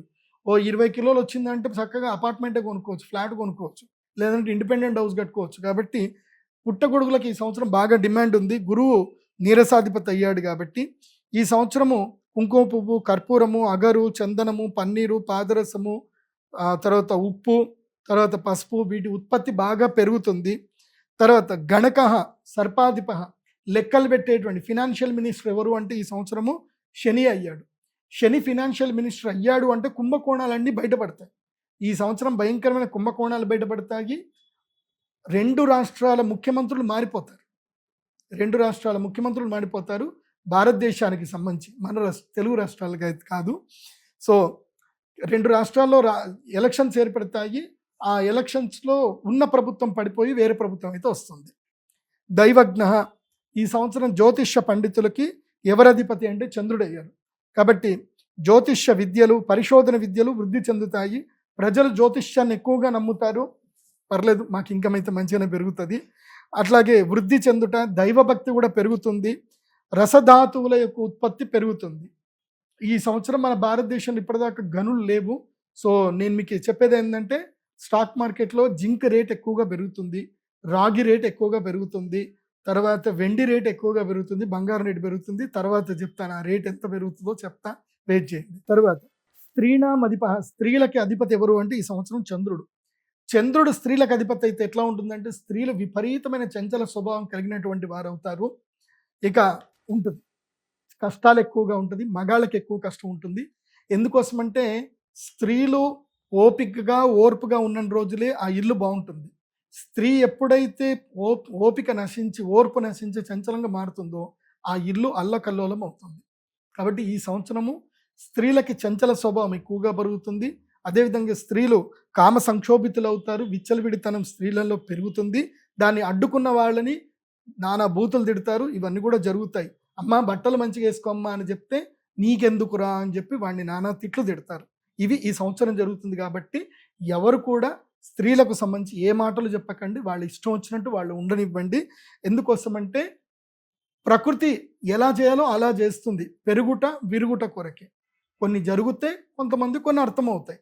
సో మీరెవరు కూడా ఎవరికి నీతులు చెప్పకండి, ఎవరు బుద్ధులు చెప్పకండి. కాలితే పడితే వాళ్ళకే తెలుస్తుంది కాబట్టి వాళ్ళని తెలుసుకోనివ్వండి. మంచిదే, వాళ్ళ ఇష్టం వచ్చినట్టు వాళ్ళు ఉండనివ్వండి అని చెప్పి చంద్రుడు చెప్తున్నాడు ఈ సంవత్సరం, నేను చెప్పట్లే. సో ఈ సంవత్సరము స్త్రీలకి అధికారాలు కూడా పెరుగుతాయి. స్త్రీలు వ్యాపారం లోపలికి వస్తారు, చాలా మంచి శుభ పరిణామం. సో వాళ్ళు వ్యాపారాలు చేస్తారు, చక్కగా వడ్డీ వ్యాపారాలు చేస్తారు, డబ్బులు విపరీతంగా సంపాదిస్తారు, రాజ్యాలు వెళ్తారు, అధికారం లోపలికి వస్తారు. మళ్ళీ ఇది కూడా ఇంకోటి చెప్తున్నాను, తమిళనాడులో మళ్ళీ ఎంజీఆర్ జయలలిత ఏదైతే గనక రాజకీయం క్రియేట్ చేశారో మళ్ళీ తమిళనాడులో అలాంటి రాజకీయం మొదలవుతుంది. వాళ్ళ పేర్లు నేను చెప్పను, మీకు తెలుసు. ఇక వర్షాలకు అధిపతి కూడా బుధుడు అవుతున్నాడు కాబట్టి ఎక్కువగా గాలితో కూడుకున్నటువంటి వర్షాలు ఎక్కువగా పడతాయి, తుఫాన్లు ఎక్కువగా వస్తాయి. అయితే ఈ సంవత్సరము వైద్య శాఖల్లో కూడా మంచి మార్పులు వచ్చేటువంటి అవకాశం ఉంటుంది. డాక్టర్లు బాగా సంపాదించుకుంటారు ఈ సంవత్సరం, అంటే రోగాలు ఎక్కువగా పెరుగుతాయని అర్థం. ఈ పరాభవనామ సంవత్సరంలో వ్యవసాయం ఇది చాలా బాగా అందరు కూడా, రైతులందరూ కూడా చూసి తెలుసుకోండి. ఇప్పుడు ఏదైతే కనుక సంక్షోభం ఏర్పడిందో, ఇప్పుడు ఆలుగడ్డ ఉల్లిగడ్డ రేట్లు అయితే ఇప్పుడు పడిపోతున్నాయి, పర్వాలేదు. కానీ ఈ సంక్షోభం ఎప్పటి దాకా ఉంటుందంటే అక్షయ తృతీయ వరకు మాత్రమే ఈ సంక్షోభం ఉంటుంది. అక్షయ తృతీయ తర్వాత మళ్ళీ నార్మల్ స్టేజ్కి వచ్చేస్తుంది. యుద్ధ తీవ్రత, యుద్ధ వాతావరణం తగ్గిపోతుంది. మళ్ళీ ఆయిల్ రేట్లు నార్మల్కి వచ్చేస్తాయి, సర్వసాధారణంగా అయిపోతుంది. కానీ ఒకేసారి ఇంపోర్ట్స్ ఎక్కువగా పెరిగిపోతాయి, ఎక్స్పోర్ట్స్ ఎక్కువగా పెరిగిపోతాయి. ఈ సంవత్సరం అక్షయ తృతీయ తర్వాత ఎక్స్పోర్ట్స్ పెరుగుతాయి. ఉల్లిగడ్డలు విదేశాలకు ఎక్కువగా వెళ్ళిపోతాయి, ఆలుగడ్డలు ఎక్కువగా వెళ్ళిపోతాయి. కాబట్టి ఏం జరుగుతుంది అని అంటే ఈ సంవత్సరము పళ్ళ ధరలు బాగా పెరిగిపోతాయి. మామిడి పళ్ళ ధరలు విపరీతంగా పెరిగిపోతాయి. అండ్ వడగళ్ళ వానలు పడతాయి. అదేవిధంగా కూరగాయల ధరలు బాగా పెరుగుతాయి. నేను ఈ భాగ్యనగరానికి సిటీస్కి దూరంగా ఉండేటువంటి రైతులకు చెప్పేది ఏంటంటే, కొత్తిమీర బాగా పెంచండి, పాలకూర బాగా పెంచండి. కొత్తిమీర పాలకూరతోటి మీరు లక్షల రూపాయలు సంపాదించవచ్చు. అదేవిధంగా టొమాటో కేవలము ఒక 5 రోజులు మాత్రం రాజ్యం వెళ్తుందండి. ఆ 5 రోజుల్లో టమాటో రేట్ ఇట్లా 100 రూపాయలకి రీచ్ అయిపోతుంది. 5-10 రోజులు అయితే కనుక టమాటో సంక్షోభం ఉంటుంది. అదేవిధంగా ఆలుగడ్డతో సంక్షోభం ఏర్పడుతుంది. తర్వాత ఉల్లిపాయలలో, అందులోనూ తెల్ల ఉల్లిపాయలకైతే విపరీతమైన డిమాండ్ పెరుగుతుంది.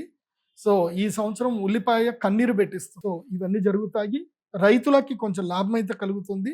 కానీ సామాన్య ప్రజలకు, రిటైలర్స్ ఎవరైతే ఉంటారో కొనుక్కునేటువంటి ప్రజలకు మాత్రం అమ్మ ఉల్లిపాయ ధర పెరిగిపోయిందే అని బాధ అయితే కలుగుతుంది. కాబట్టి అక్షయ తృతీయ తర్వాత జూన్ నెలలో, జూన్ జూలై నెలల్లో ఏదైనా ఒక 10 రోజులు మాత్రం ముఖ్యంగా టమాటా రైతులకు మాత్రం లాభం వచ్చే అవకాశం ఉంటుంది.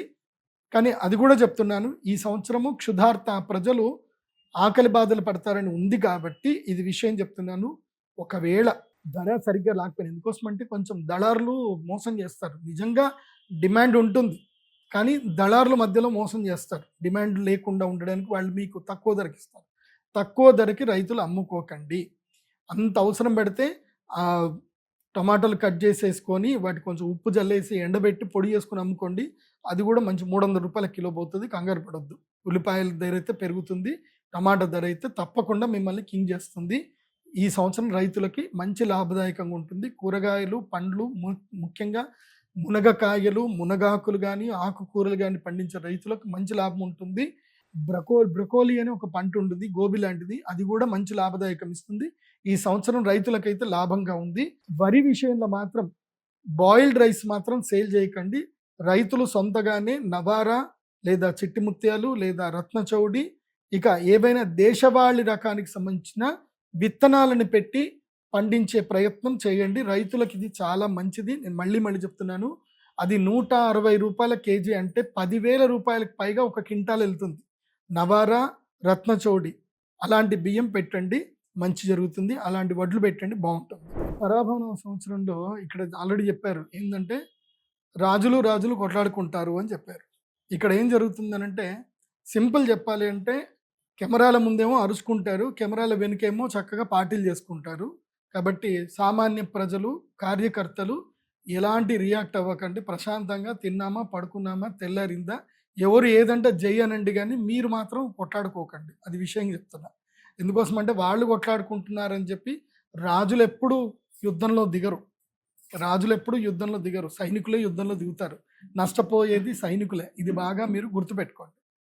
అది కాకుండా ఇంకొక విషయం ఏమిటంటే గనక ఈ సంవత్సరము ముఖ్యమంత్రులు మారుతారు, ఉప ముఖ్యమంత్రులు ముఖ్యమంత్రులు అవుతారు. ముఖ్యమంత్రులు కొన్ని రోజుల కోసం అని చెప్పి వేరే పదవులకు వెళ్ళడమో, వేరే పనుల కోసం వెళ్ళడమో, లేదా ఆరోగ్యం బాగాలేకపోవడమో, ఇలాంటివి కొన్ని జరుగుతాయి. అదేవిధంగా తమిళనాడు రాజకీయంలో మళ్ళీ పునరావృతం అవుతుంది. తమిళనాడు రాజకీయం పునరావృతం అవుతుంది. ఎంజీఆర్, జయలలిత ఎలాగైతే ఉన్నారో అలాగే కొత్తగా ఒక నటుడు, ఒక నటీమణి, వాళ్ళు ఎంజీఆర్ గారి వృత్తాంతంని మళ్ళీ వాళ్ళు రిపీట్ చేస్తారు. తమిళనాడులో మళ్ళీ అదే రాజకీయం మొదలవుతుంది. సో భవిష్యత్తులో తమిళ రాజకీయం లోపల మళ్ళీ ఒక స్త్రీ ముఖ్యమంత్రి కాబోతుంది. దానికి ఇప్పుడు సన్నాహాలు ప్రారంభమవుతాయి. కాకపోతే ఇంకొక 7 సంవత్సరాలు పడుతుంది. 7-8 సంవత్సరాలు, 10 సంవత్సరాల తర్వాత ఆమెనే ముఖ్యమంత్రి అవుతుంది. సో ఆమె ఎవరో మీకు తొందరగా మీకు కూడా తెలుస్తుంది. చెప్తాను, అక్కడ ప్రారంభమైనప్పుడు చెప్తాను. ఇప్పుడే పేర్లు చెప్పడం వద్దు. కాబట్టి వాళ్ళు కూడా ముఖ్యమంత్రులు అయ్యే అవకాశం ఉంటుంది. మళ్ళీ తమిళనాడులో ఒక నటుడు మళ్ళీ ముఖ్యమంత్రి అయ్యే అవకాశాలు ఎక్కువగా ఉంటాయి. కానీ ఈ సంవత్సరం కాదు, ఈ ఎలక్షన్లో గెలవరు. కానీ వచ్చే ఎలక్షన్లో మాత్రం తప్పకుండా విజయ్ ముఖ్యమంత్రి అయ్యే అవకాశం అయితే ఉంటుంది. తలపతి విజయ్ ముఖ్యమంత్రి అవుతాడు, కానీ ఈ సంవత్సరం కాదు. ఎట్లాగైతే పవన్ కళ్యాణ్ గారికి ఎట్లాగైతే రాజకీయంగా కొన్ని ఒడిదుడుకులు ఎదురయ్యాయో అట్లాగే విజయ్ గారికి కూడా ఒడిదుడుకులు ఎదురవుతాయి. కానీ కనీసం ఒక లెవెల్లో ఒక 20-30 సీట్లు అయితే తప్పకుండా గెలుచుకుంటారు. ఆయన విజిల్ గుర్తు తప్పకుండా. భవిష్యత్తులో విజిల్ బాగా గట్టిగా మోగుతుంది, ఇప్పుడైతే మోగదు. అది చూసుకోవాలి. ఇంకా చెప్పాలి అని అంటే రాజకీయం లోపల భారతీయ జనతా పార్టీలో కొన్ని చీలికలు వస్తాయి, సెంట్రల్లో నుంచి కొన్ని చీలికలు వస్తాయి, కొన్ని సంక్షోభాలు ఏర్పడతాయి. మళ్ళీ ఇంటర్నల్గా దాన్ని క్లారిఫై చేసుకుంటారు, క్యూర్ చేసుకుంటారు. కాకపోతే ఏంటంటే భవిష్యత్తులో కొన్ని సంక్షోభాలు జరిగి ఈ ప్రభుత్వం ఇంకా సెంట్రల్లో బీజేపీ ఉండదేమో అన్నంతగా సంక్షోభం క్రియేట్ అవుతుంది. కానీ భవిష్యత్తులో ఎట్టి పరిస్థితుల్లో సెంట్రల్లో బీజేపీ ఉండే అవకాశం ఉంటుంది. కాకపోతే కొన్ని జరుగుతాయి కదా, చాలా సంవత్సరాలు జరిగింది కాబట్టి, ఈ సంవత్సరం పరాభవం కాబట్టి, మంచిగా లేదు కాబట్టి చిన్న చిన్న సంక్షోభాలు అయితే జరుగుతాయి. కానీ మరి ప్రభుత్వాలు కూలిపోయేంత సంక్షోభం అయితే ఈ సంవత్సరం ఉండదు. అదేవిధంగా ఈ సంవత్సరం లోపల ముఖ్యంగా వెస్ట్ బెంగాల్లో రాష్ట్రపతి పరిపాలన వచ్చేటువంటి అవకాశం ఎక్కువగా అనిపిస్తుంది. అది కూడా దసరా నవరాత్రుల సమయంలో కొన్ని సంక్షోభాలు ఏర్పడతాయి. సో ఇక్కడ బంగ్లాదేశ్ నుంచి కూడా కొన్ని సంక్షోభాలు వస్తాయి. మళ్ళీ పాకిస్తాన్ కూడా కొన్ని ఎట్లాగే ఉంటుంది కదా, వాళ్ళ పనే అది. సో ఈ సంవత్సరం కొంచెం తీవ్రతరం ఎక్కువగా ఉంటుంది. మళ్ళీ బాంబులు అట్లాంటివి ఉంటాయి, తీవ్రవాదుల చర్యలు. దీనికి ప్రభుత్వాలు కొంచెం గట్టిగా చర్యలు తీసుకుంటే బాగుంటుంది. తెలుగు రాష్ట్రాల విషయానికి వస్తే గనక తెలుగు రాష్ట్రాల్లో పెద్దగా రాజకీయ సంక్షోభం ఏముండదు, ఎట్లుంది అట్లాగే ఉంటుంది. కాకపోతే తెలంగాణ రాష్ట్రంలో కొత్తగా 3 మంత్రి పదవులు వస్తాయి. అదేవిధంగా తెలుగు రాష్ట్రాల్లో కూడా ఇంకొక 2 లేదా 4 మంత్రి పదవులు వచ్చే అవకాశం ఉంటుంది. కాకపోతే ప్రజల యొక్క మన్నల్ని ఎక్కువగా పొందలేకపోతారు తెలుగు రాష్ట్రాల్లో ఉన్నటువంటి మంత్రులు, ముఖ్యమంత్రులు. ప్రజల మన్నల్ని పొందడానికి ప్రయత్నాలు చేస్తారు కానీ ప్రజల మెప్పుని పొందలేకపోతారు. అది జరుగుతుంది. అక్షయ తృతీయ వరకు వేచి ఉండండి. గురుగ్రహము కర్కాటక రాశి వైపు ప్రయాణించే సమయం ఎప్పుడైతే వస్తుందో, గురుగ్రహం కర్కాటక రాశి లోపలికి ఎంటర్ అయ్యేంతసేపు యుద్ధ భయం అయితే ఉంటుంది. జూన్ వరకు యుద్ధ భయం ఉంటుంది. అక్షయ తృతీయ వరకు తీవ్రంగా ఉంటుంది. అక్షయ తృతీయ తర్వాత యుద్ధ భయం తగ్గుతుంది. కానీ ఇది భవిష్యత్తులో World War IIIకి దారి తీసే అవకాశం అయితే ఉంటుంది. ఇక్కడ బీజం మాత్రమే పడుతుంది కానీ World War III అయితే ఇప్పుడు ఏర్పడదు. ఎప్పుడైతే శనిగ్రహము వృషభ రాశి లోపలికి ఎంటర్ అవుతాడో అప్పుడు World War IIIకి ప్రారంభమవుతుంది. అప్పుడు సంక్షోభాలు విపరీతమవుతాయి, నీటి సంక్షోభాలు పెరుగుతాయి, ఆయిల్ కూడా సంక్షోభం పెరుగుతుంది. అప్పుడు తీవ్రతరమైనటువంటి జరుగుతుంది. ఇప్పుడు యుద్ధము అక్షయ తృతీయ వరకు, అంటే ఏప్రిల్ 17వ తారీఖు వరకు యుద్ధం సమసిపోతుంది. మళ్ళీ నార్మల్ స్టేటస్కి వచ్చేస్తుంది. కాకపోతే ఆహార పదార్థాలు, ధాన్య విషయంలో మాత్రం ఇది ఉంటుంది. మన భారతదేశానికి మాత్రం రెసెషన్ వచ్చే అవకాశం ఉంటుంది. మళ్ళీ ఇన్ఫ్లేషన్ బాగా పెరుగుతుంది. ఆర్థిక సంక్షోభం మాత్రం భారతదేశంలో ఏర్పడే అవకాశాలు చాలా ఎక్కువగా ఉంటుంది. నూనె పదార్థాలు పెరుగుతాయి, ఆహార ద్రవ్య పదార్థాలు విపరీతంగా రేట్లు పెరిగిపోతాయి. ఆయిల్ రేటు మాత్రం ఇప్పుడైతే మన తెలుగు రాష్ట్రాల్లో 110 రూపాయలు, అంటే మొత్తం కలిపి 100 రూపాయల యావరేజ్లో పెట్రోల్ ధర ఉంది కదా, ఇది మాత్రం తప్పకుండా 10% పెట్రోల్ ధరలు, తర్వాత డీజిల్ ధరలు మాత్రం పక్కా పెరుగుతాయి, దాంట్లో డౌట్ లేదు. ఇంకా యుద్ధాలు చెప్పాలంటే ఇప్పుడు రష్యా ఉక్రెయిన్ యుద్ధము ఇది నివురుగప్పిన నిప్పులాగా కంటిన్యూ అవుతానే ఉంటుంది. అదేవిధంగా ఇప్పుడు ఏదైతే యుద్ధ ప్రభావం ఏదైతే ఉందో, ఇవి రాష్ట్రాలకి మధ్యన అడపాదడపా చిన్నా చితకా యుద్ధాలు అయితే కంటిన్యూగా ఉంటాయి. యుద్ధం మొత్తం ఆగిపోవడం అయితే ఉండదు. ఎక్కడో ఒక చోట యుద్ధం ఉంటానే ఉంటుంది. అది సంక్షోభం ఏర్పడుతుంది. ఇంకోటి ఏంటంటే మెక్సికోలోను ఈ అమెరికా ప్రభుత్వం, మెక్సికో అదేవిధంగా వెండి ఎక్కువగా ఎక్కడైతే లభ్యత ఉంటుందో ఆ దేశాల మీద ఆధిపత్యం పొందడానికి ప్రయత్నం చేస్తుంది. ఇప్పటి వరకు ఆయిల్ ఉండేటువంటి దేశాల మీద ఆధిపత్యం కోసం ప్రయత్నం చేసింది. నెక్స్ట్ వెండి మీద వేట ఉంటుంది అమెరికాది. అది బాగా గుర్తుంచుకోవాలి. దాన్ని బట్టి మార్కెట్లో రేట్లు మారిపోతూ ఉంటాయి. ఈ సంవత్సరము కళారంగము విస్తృతమవుతుంది, భయంకరమైన విస్తృతమవుతుంది. మీకు ఇప్పుడు ఓటీటీ ఛానల్ అంటే 1, 2, 3, 4 అని చెప్పినట్టు ఉంటాయి కదా. ఈ సంవత్సరం నుంచి ఏంటంటే ఒక్కొక్కళ్ళ మొబైల్లో 10, 15, 20 ఓటీటీ ఛానల్స్ ఉంటాయి. ఎవరికి వాళ్ళు ఓటీటీ ఛానల్ స్టార్ట్ చేసుకుంటారు, ఎవరికి వాళ్ళు సీరియల్స్ రిలీజ్ చేసుకుంటారు. దీంతో ఏంటంటే ముఖ్యంగా టీవీ రంగం, టెలివిజన్ రంగం పడిపోతుంది. టెలివిజన్ రంగంలో సీరియళ్ళు పడిపోతాయి. టీవీ అనేటువంటిది ఇంకా ఉండదు. ఇంకా దాదాపుగా టీవీ రంగం పడిపోతుంది. సోషల్ మీడియా, యూట్యూబ్, అదేవిధంగా ఏవైతే కనుక ఓటీటీ ఛానల్సే పెరిగిపోతాయి. ఇకపై టీవీ సీరియల్స్ బాగా తగ్గిపోతాయి. అవి కూడా ఓటీటీలోనే చూడడం జరుగుతుంది. సో డిష్ ఛానల్స్ తగ్గిపోతాయి, వైఫై ఛానల్స్ ఎక్కువగా పెరిగిపోతాయి. అదేవిధంగా కళాకారులకు, నటీనటులు విస్తృతంగా పెరిగిపోతారు. ఎవరికి వాళ్ళు సొంత బ్యానర్లు ఓపెన్ చేసుకుంటారు, ఎవరికి వాళ్ళు సొంతగా డబ్బులు సంపాదించుకుంటారు. ఇకపై మార్కెట్లో కళాకారులకు ఆదరణ పెరుగుతుంది, కళాకారుల మీద ఒత్తిడి తగ్గుతుంది, కళాకారుల మీద మోసం జరగడము, వాళ్ళని ఇంకా రకరకాలుగా వాడుకోవడం అనేటివన్నీ తగ్గిపోతాయి. ఎవరికి వాళ్ళు సొంతగా వాళ్ళు డెవలప్ అయ్యే అవకాశం ఉంటుంది. ఇక నుంచి కళాకారులకు మంచి లాభాలు కలుగుతాయి, చాలామంది డబ్బులు సంపాదించుకుంటారు. ఒకప్పుడు ఒక ఊరి నుంచో ఒక ప్రదేశం నుంచో కేవలం ఒక 10-20 మంది కళాకారులు వచ్చేవాడు అంటారు. ఇప్పుడు ప్రతి ప్రదేశంలోనూ కళాకారులు పెరుగుతారు. దీనివల్ల కళారంగంలో ఇంప్రూవ్మెంట్ ఉంటుంది. కాకపోతే థియేటర్లకు డబ్బులు తగ్గిపోతాయి, థియేటర్లకు జనాలు వెళ్ళడం తగ్గుతుంది, ఓటీటీ ఛానల్స్కి ఎక్కువగా పెరుగుతుంది. దీన్ని బేస్ చేసుకొని భవిష్యత్తులో ప్రొడ్యూసర్లు ఎవరైనా ఉంటే కనుక మీరు సొంత ప్రొడక్షన్ యూనిట్లు పెట్టుకోవడం, సొంత ఓటీటీ ఛానల్స్ చేసుకునే ప్రయత్నాలు చేసుకుంటే బాగుంటుంది. యూట్యూబ్ రంగాన్ని కానీ, సోషల్ మీడియా రంగంలో కానీ, అడ్వర్టైజ్మెంట్ రంగంలో వాళ్ళకి కానీ విపరీతమైన డబ్బు లాభాలు ఉంటాయి. ఇంకా అమెజాన్, ఫ్లిప్కార్ట్ లాంటి ఇంకా ఛానల్స్, కొత్త వెబ్సైట్లు, కొత్త సెల్లింగ్ ప్లాట్ఫామ్స్ ఇంకా పెరుగుతాయి. కాకపోతే ప్రజలు మోసపోయే అవకాశం కూడా ఉంటుంది. దొంగలు ఎక్కువగా ఉంటారు కాబట్టి ప్రజలు అప్రమత్తంగా ఉండాలి. కాకపోతే ఈ సంవత్సరం నుంచి విస్తృతమైన వ్యాపారాలు కళారంగం ద్వారా పెరిగేటువంటి అవకాశం ఉంటుంది. ఈ సంవత్సరం ప్రకృతి వైపరీత్యాలు ఉన్నాయి. ముఖ్యంగా గోదావరి నది పరివాహ ప్రాంతం వాళ్ళకి మాత్రం ప్రకృతి విపత్తులు ఉన్నాయి. ఈసారి సీమ సీమ ప్రాంతం అంటే కోనసీమ అని అంటారు కదా, ఏవైతే లంక ద్వీపాలు ఏవైతే ఉన్నాయో ఆ గ్రామ ప్రజలు చాలా అప్రమత్తంగా ఉండాలి. ప్రతి ఒక్కళ్ళు తమ ఇండ్లల్లో ప్లాస్టిక్ బోట్స్, ఇట్లా గాలి కొట్టేస్తే నిండిపోయే ప్లాస్టిక్ బోట్లు కానివ్వండి, అదేవిధంగా లైఫ్ జాకెట్స్ కానీ పెట్టుకోండి. ఈ సంవత్సరం గోదావరి నదికి వరదలు వచ్చే అవకాశం ఉంటుంది. విపరీతమైనటువంటి ఉధృతి ఉంటుంది. కృష్ణానది కాస్త తక్కువ కానీ గోదావరి నదికి చాలా ఎక్కువగా వరద ఉండే అవకాశం ఉంటుంది ఈ సంవత్సరం. అదేవిధంగా ఈ సంవత్సరము సంక్షోభం అంటే పెద్దగా ఏమీ లేదు, కానీ వర్షాలు ఒకే ఒక చోట కుంభవృష్టి కురుస్తాయి. సేమ్ పోయిన సంవత్సరం ఎట్లాగైతే పడ్డట్టుగా దాన్ని ఏమంటారు క్లౌడ్ బస్ట్లు ఏవైతే అంటారో ఆ క్లౌడ్ బస్ట్లు వచ్చే అవకాశం ఉంటుంది. తీర ప్రాంతం లోపల సముద్రము వెనక్కి వెళ్ళే అవకాశం ఉంటుంది. ఒక్కసారి సముద్రం మొత్తం వెనక్కి వెళ్ళి మళ్ళీ ముందుకు తన్నుకొచ్చే అవకాశం ఉంటుంది. కొన్ని భౌగోళికంగా కొన్ని మార్పులు వస్తాయి తీర ప్రాంతం లోపల. ఆ విషయంలో అప్రమత్తంగా ఉండండి. ఇంకోటి, మత్స్య సంపద తగ్గిపోతుంది ఈ సంవత్సరము. మత్స్య కళాకారులకు నష్టం వచ్చేటువంటి అవకాశం ఉంటుంది. కాబట్టి ఎక్కువగా దూరాలు వెళ్ళకండి. ముఖ్యంగా జాలర్లు ఎవరైతే ఉంటారో శ్రీకాకుళము, విజయనగరము, ఈ కాకినాడ, ఈ బందరు, ఈ పోర్టుకు సంబంధించి చాలామంది జాలర్లు చాలా దూరాలు వెళతారు. ఈ సంవత్సరము సంక్షోభం ఉంటుంది. మత్స్య సంపద తగ్గిపోతుంది ఈ సంవత్సరము. కాబట్టి ఆ విషయంలో అప్రమత్తంగా ఉండండి.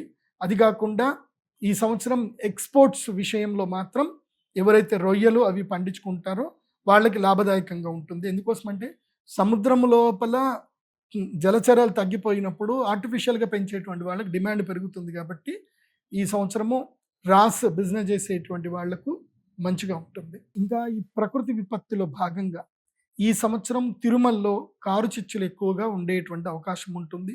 అడవులు భయంకరంగా తగులుబడిపోతాయి. కాబట్టి ఎండాకాలంలో అడవి ప్రయాణాలు చేయకండి. అమెరికాలో మాత్రం తీవ్రమైన సంక్షోభం ఏర్పడుతుంది. అమెరికాలో చాలా పెద్ద ఎత్తున అడవులు తగులుబడిపోతాయి. సో అమెరికా కానీ మళ్ళీ ఆస్ట్రేలియా కానీ, ఆస్ట్రేలియాలో లాస్ట్ టైం జరిగాయి. సో మళ్ళీ డూమ్స్ డే లాంటి సిచ్యువేషన్స్ 2020లో కరోనాకు ముందు ఏవైతే అగ్ని ప్రమాదాలు జరిగాయో అవి ఈ సంవత్సరం ఎక్కువగా జరిగేటువంటి అవకాశాలు ఉన్నాయి. ఇంకొకటి విషయం బాగా గుర్తుపెట్టుకోండి, ఈ సంవత్సరం విష ప్రయోగాలు ఎక్కువగా జరుగుతాయి. ఇదే ఎక్కువగా మనుషుల వల్ల జరిగేటువంటి విష ప్రయోగాలు ఎక్కువగా ఉంటాయి ఈ సంవత్సరం.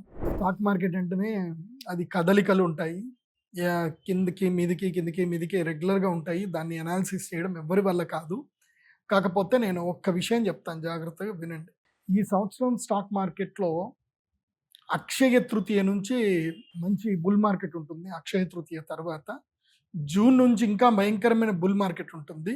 కాకపోతే వినాయక చవితి టైంకి మాత్రం వినాయక చవితి నుంచి తీసుకొని ఎప్పటి వరకు ఆల్మోస్ట్ జనవరి డిసెంబర్ వరకు, డిసెంబర్ ఫస్ట్ వీక్ వరకు బేర్ మార్కెట్ ఉంటుంది.